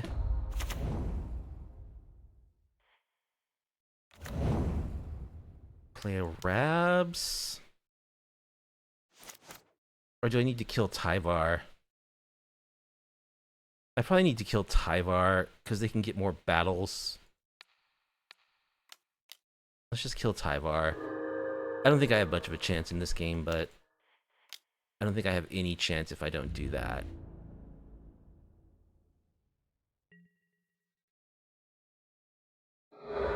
They have a Hex Mage in their graveyard so they can flip another battle.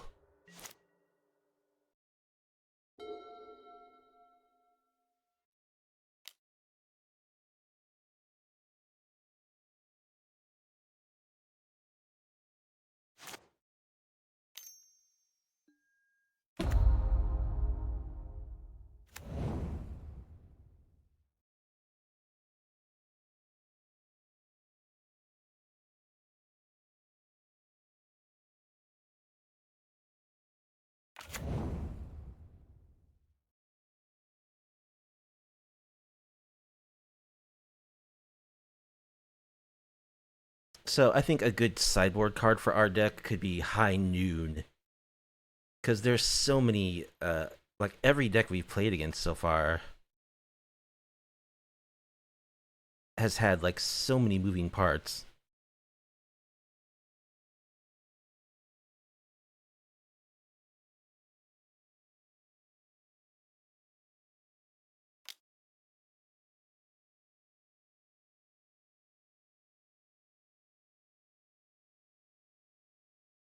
So those two are going at the Emperor.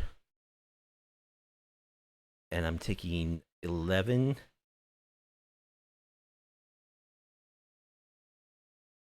I don't think it's worth it to save the Emperor. I think I'll block and just eat one of those guys.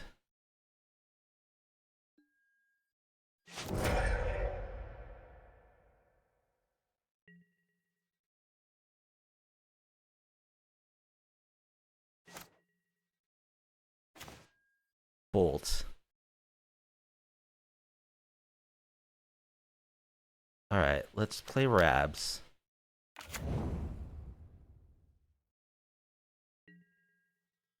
Start attacking.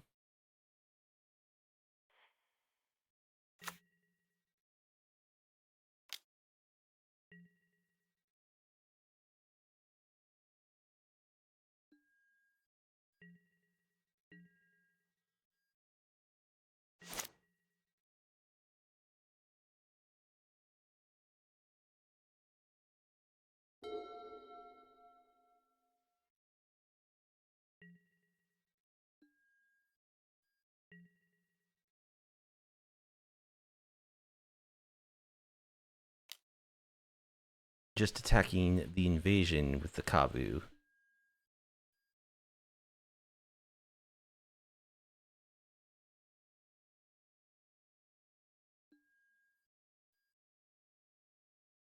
Well, we will chump that.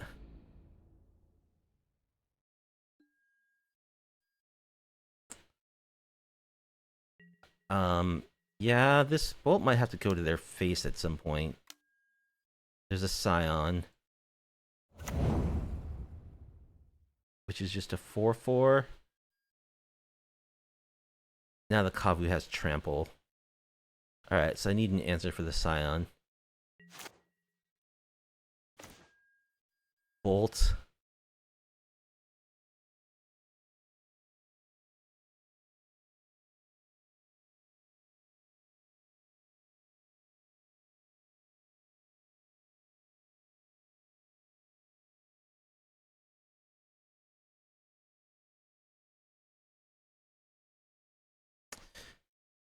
Yeah, I think I need to just double bolt the Scion. Because I can't have them getting trample on their stuff. Let's attack with our tokens.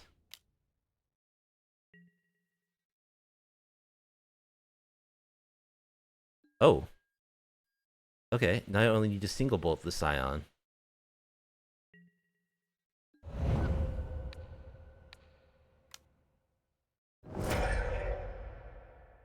And I can play my Bonecrusher.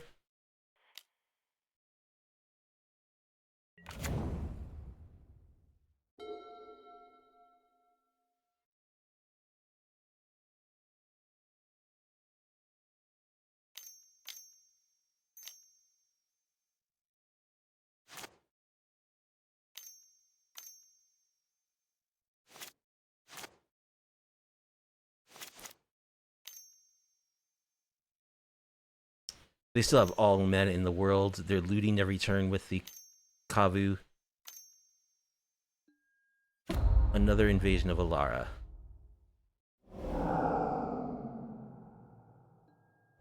For another Vampire Hex Mage.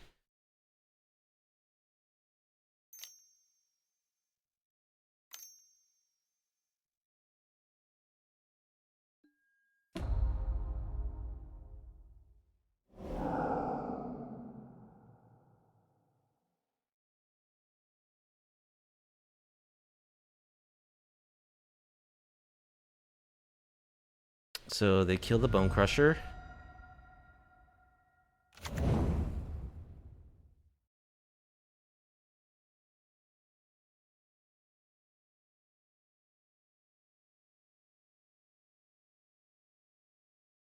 Draw 2 cards. They have infinite mana. So I don't think we get out of this. There's just too many invasions of Alaras they cracked. There's another Territorial Kavu.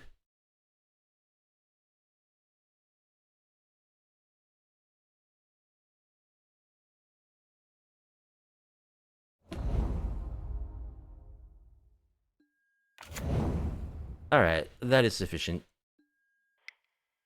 Well, that was a lot of battles they cracked. That's pretty impressive. Yeah. Where's my Blood Moon? Alright, final match against Rusty Rocket. Be on the draw.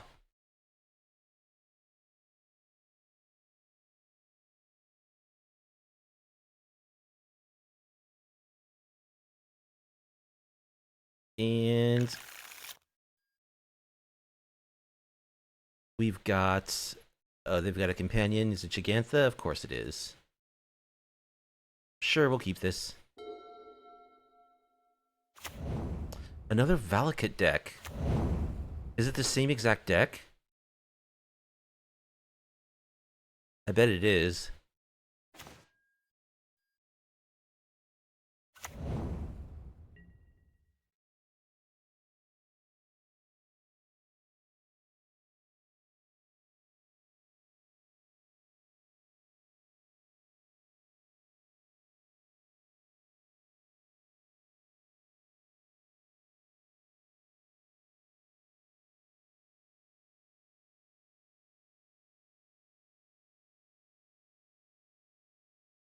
Well, opponent, you gonna do something?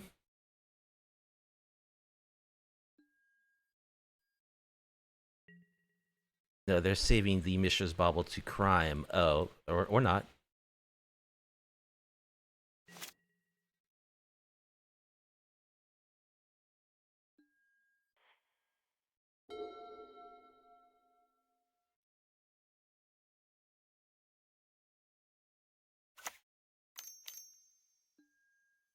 Yep, Magda. We have another Bauble? No, okay. Well, that's good news. Let's get our Scryland. We will accept at Plains. And let's stomp Magda.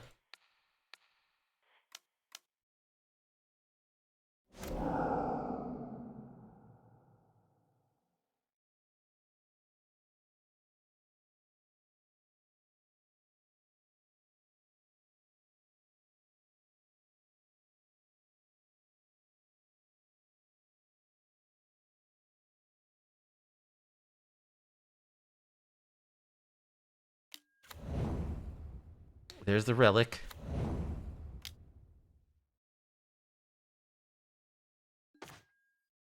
Which they don't use. Okay. I'll just rabble.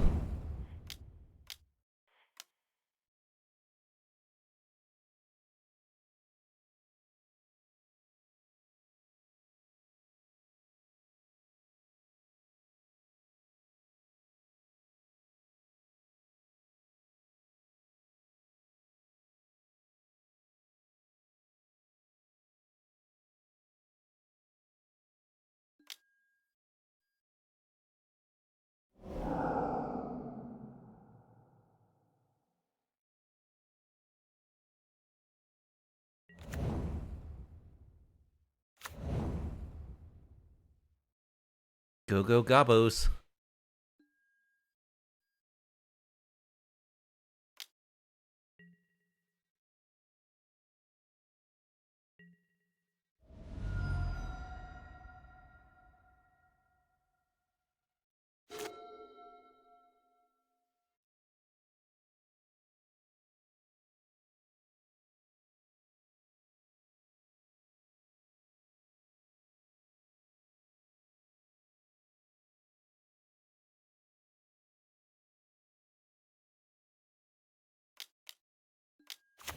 There's that guy.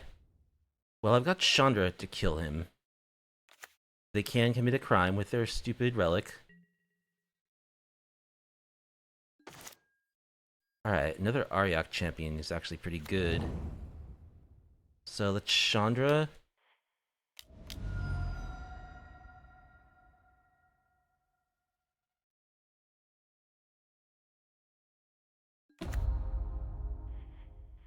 Kill the lookout.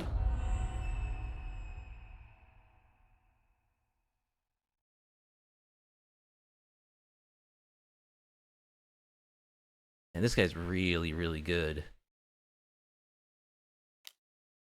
They commit a crime.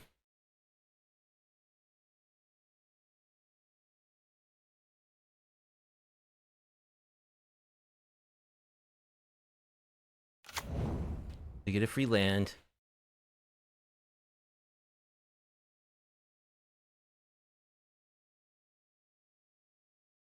They have the One Ring, of course. Let's get in. For 6.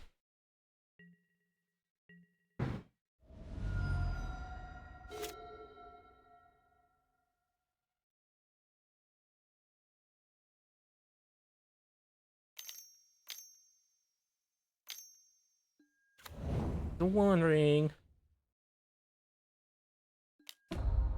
Such a fair card.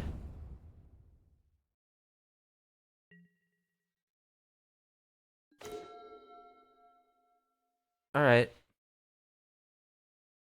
Well, I think we just play our Auriok Champions. Start gaining life. Ooh, we can actually plus Chandra for mana. And play Heliod. I should have done that first. That was dumb.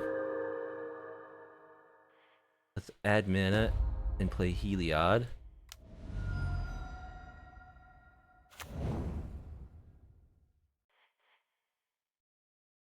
Always yes.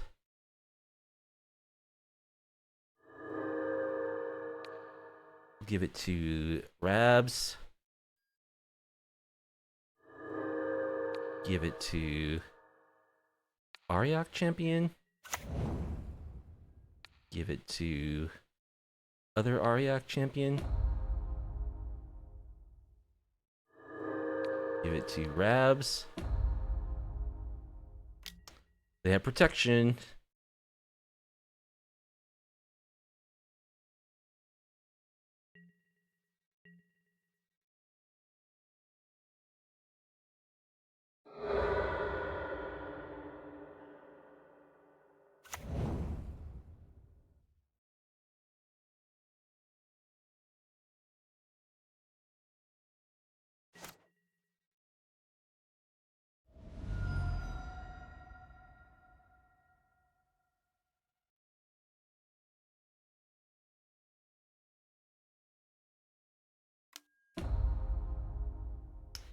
Draw 2 off the One Ring. Cast another One Ring. Just a Dryad.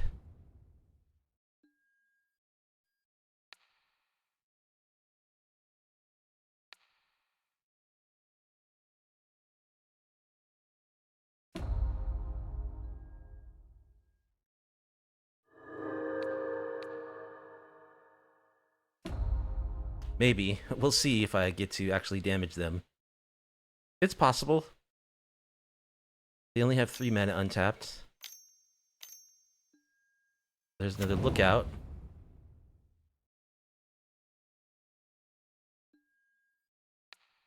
Give it to this guy. Yes, I will gain life. Give it to that guy.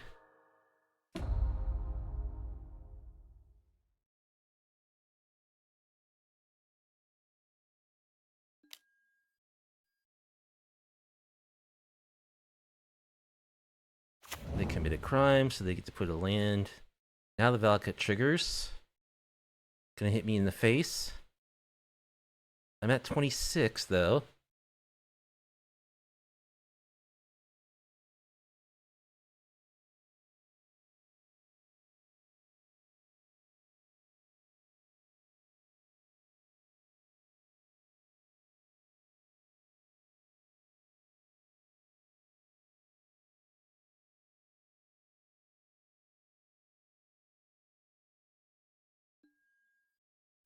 Okay, they're just gonna kill Chandra.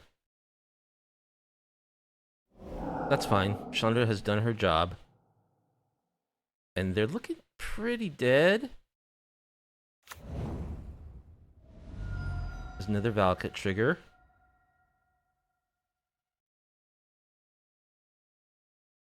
Can't actually kill any of my stuff.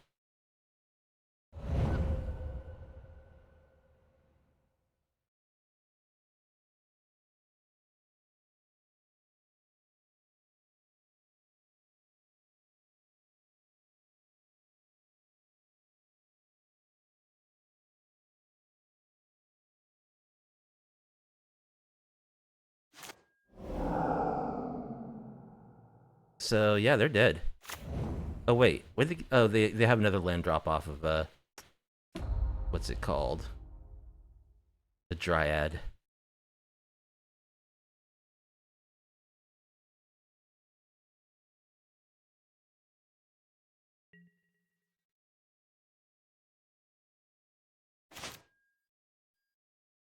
All right. I can go Paragon, replay Auriok Champion.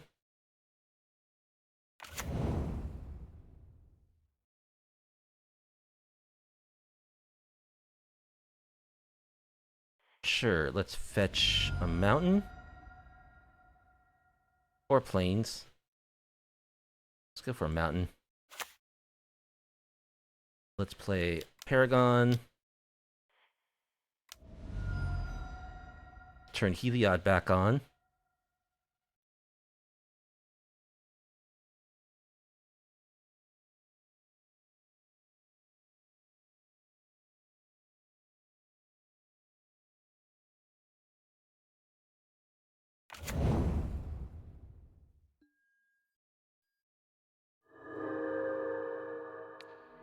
And they scoot. Okay, yet another one of these Valakut decks. So we know we want the Pithing Needles.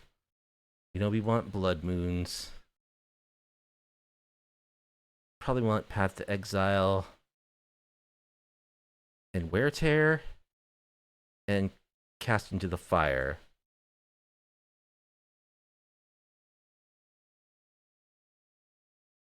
Cut Soul Maven. Want my Bonecrushers, because that's my anti-ring tech also. Torbrand.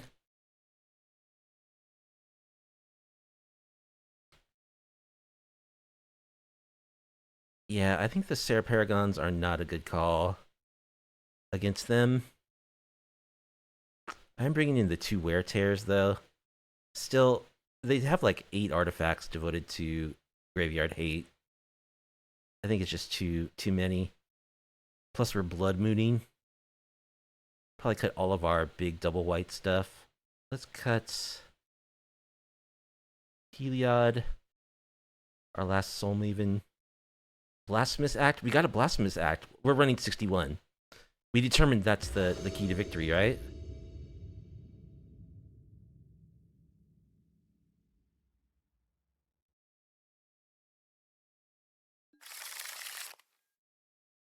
Okay, I do like that I have double fetch lands, so I can fetch both my planes.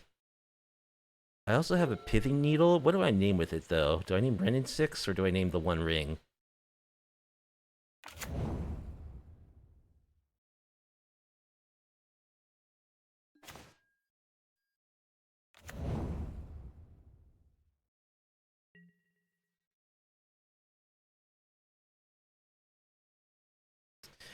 I'm just gonna cast it on Renin 6 right now.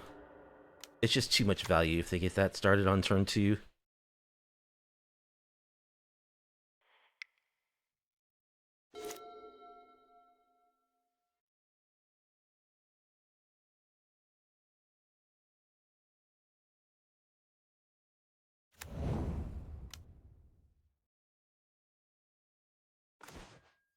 Cast into the fire. Nice. Okay. So we've got the first One Ring answered.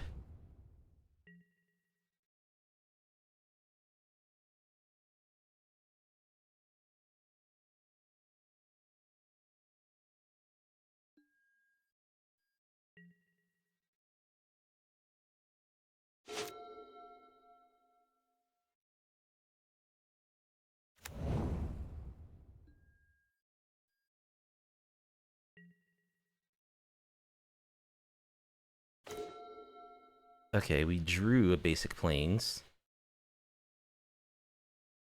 I think I'll play it. Do Warleader's Call.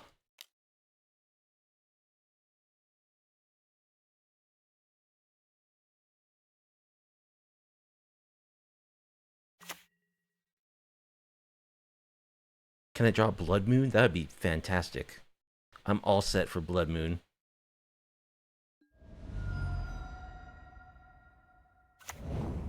Opponent is not playing around Blood Moon either. They're bidding lands.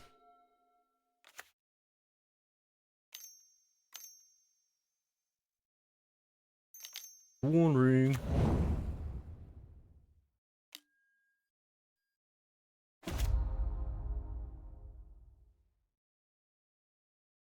Alright. Let's exile it.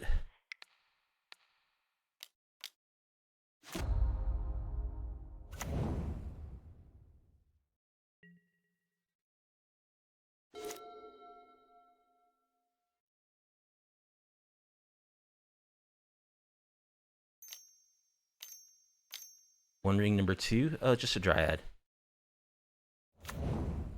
Ooh.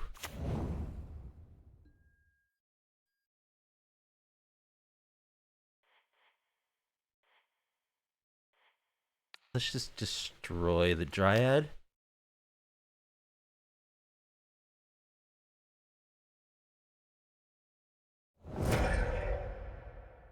Which is an enchantment.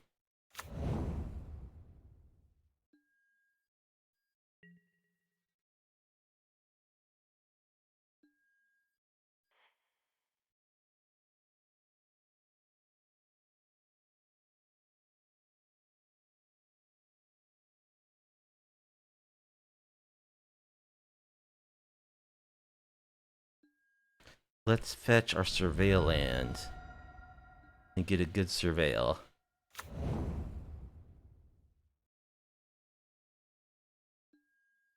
Grabs. That's a good draw.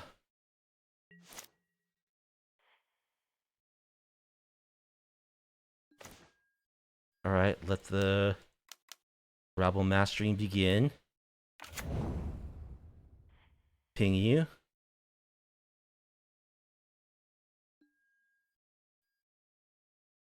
Ping you again.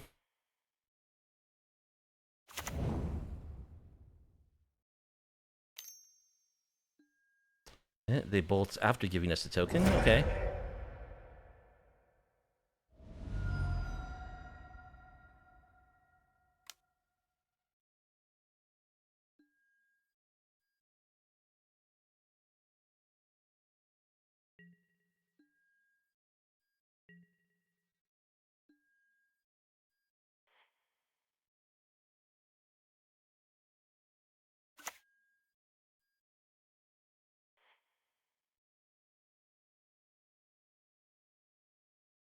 Mountain into they are flinging lands into their graveyard like there's no tomorrow. Like they have a Renin 6 or something that they can use. Which of course they don't. The One Ring.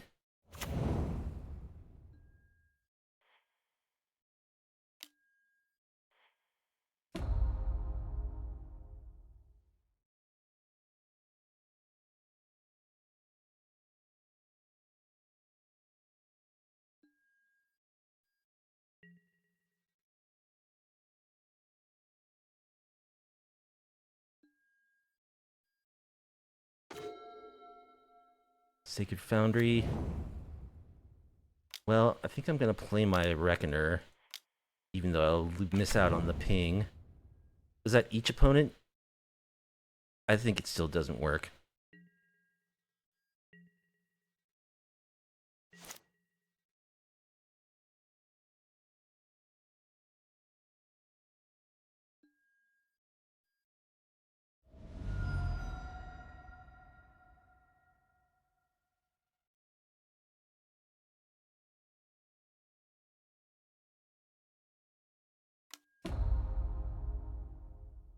We have 7 cards in hand.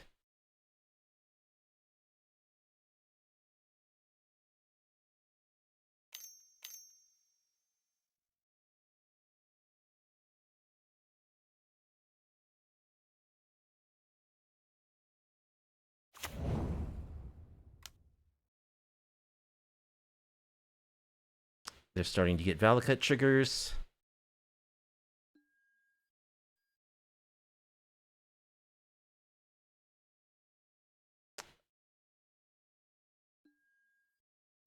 Flame Slash.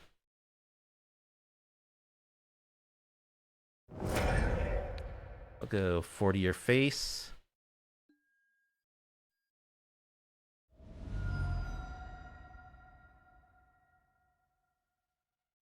I have 7 points of burn.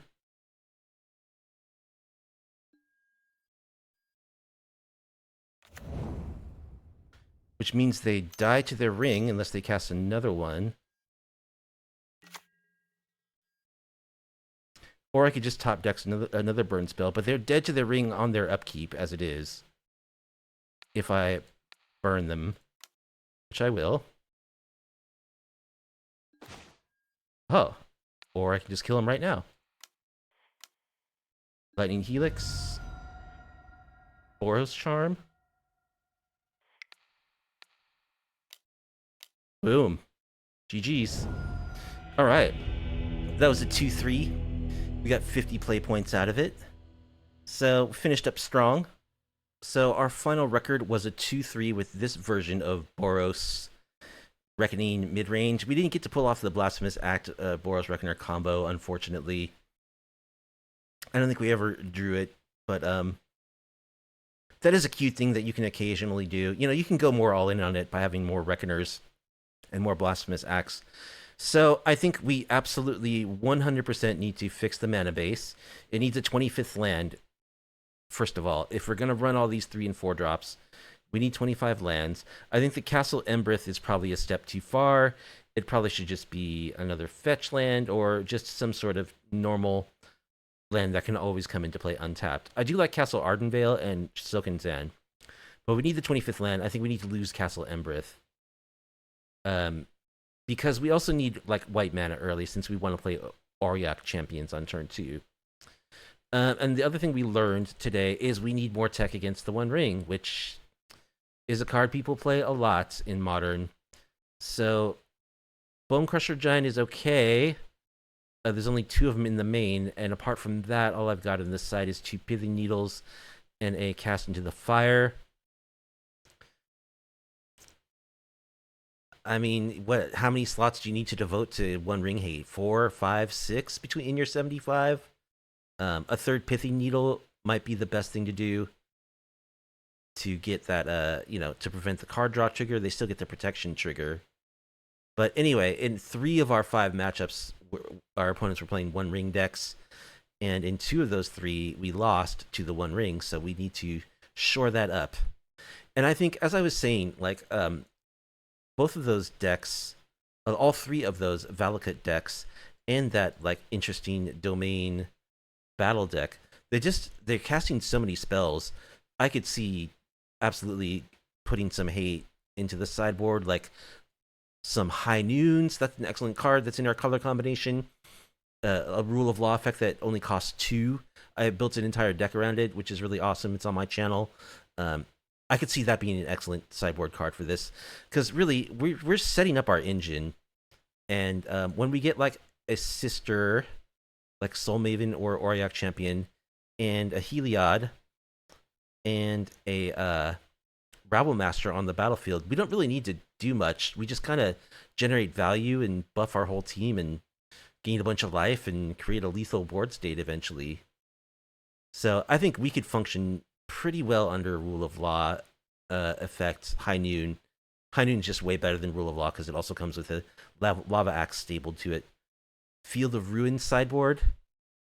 I think Blood Moon is the perfect sideboard for a deck option for a deck like this.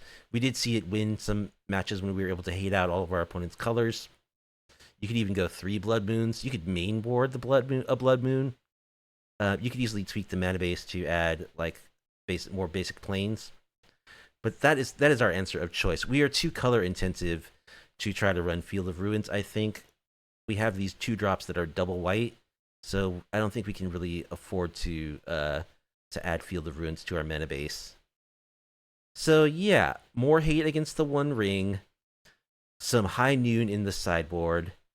Other than that, I like the deck. I think it's fun. I think with some tweaks, it could actually be good. Actually, I would say probably Torbrand should go. This is just kind of a win more card, and it is really fun when you get a Warleader's Call and like a Rabblemaster and Torbrand is on the battlefield, because then like you're just gaining free lightning bolts, which is something I really do enjoy. But we boarded it out pretty much like every game, just about, and I think it's just like excessive. It's not something that's really enhancing our plan too much. So that should be swapped out. Maybe that could be land number 25. Just get rid of the Torbrand. But anyway, 2-3 is respectable, and like in at least 1 or 2 of those losses, they were close. We took a game, so it's not like we got crushed. So with this, sort of raw, new-ish version of the deck, I feel like we did pretty well, and it's a very fun deck too. So I probably will be playing more iterations of it. I do like Boros as a color combination, as you may know if you've seen any videos on my channel. I love burning my opponents in the face, and I like beating down. So yeah, Boros Reckoning mid-range with Warleader's Call now. I think it's fun, good deck that could be improved, but as is, it's a decent option. Anyway, that's going to do it for tonight. Thank you for watching. I hope you enjoyed it. And if you want to support me and you like off-meta, off-kilter MTG content, please be sure to like the video, subscribe to the channel, leave a comment down below. Hope to see you in the next one. Have a good night.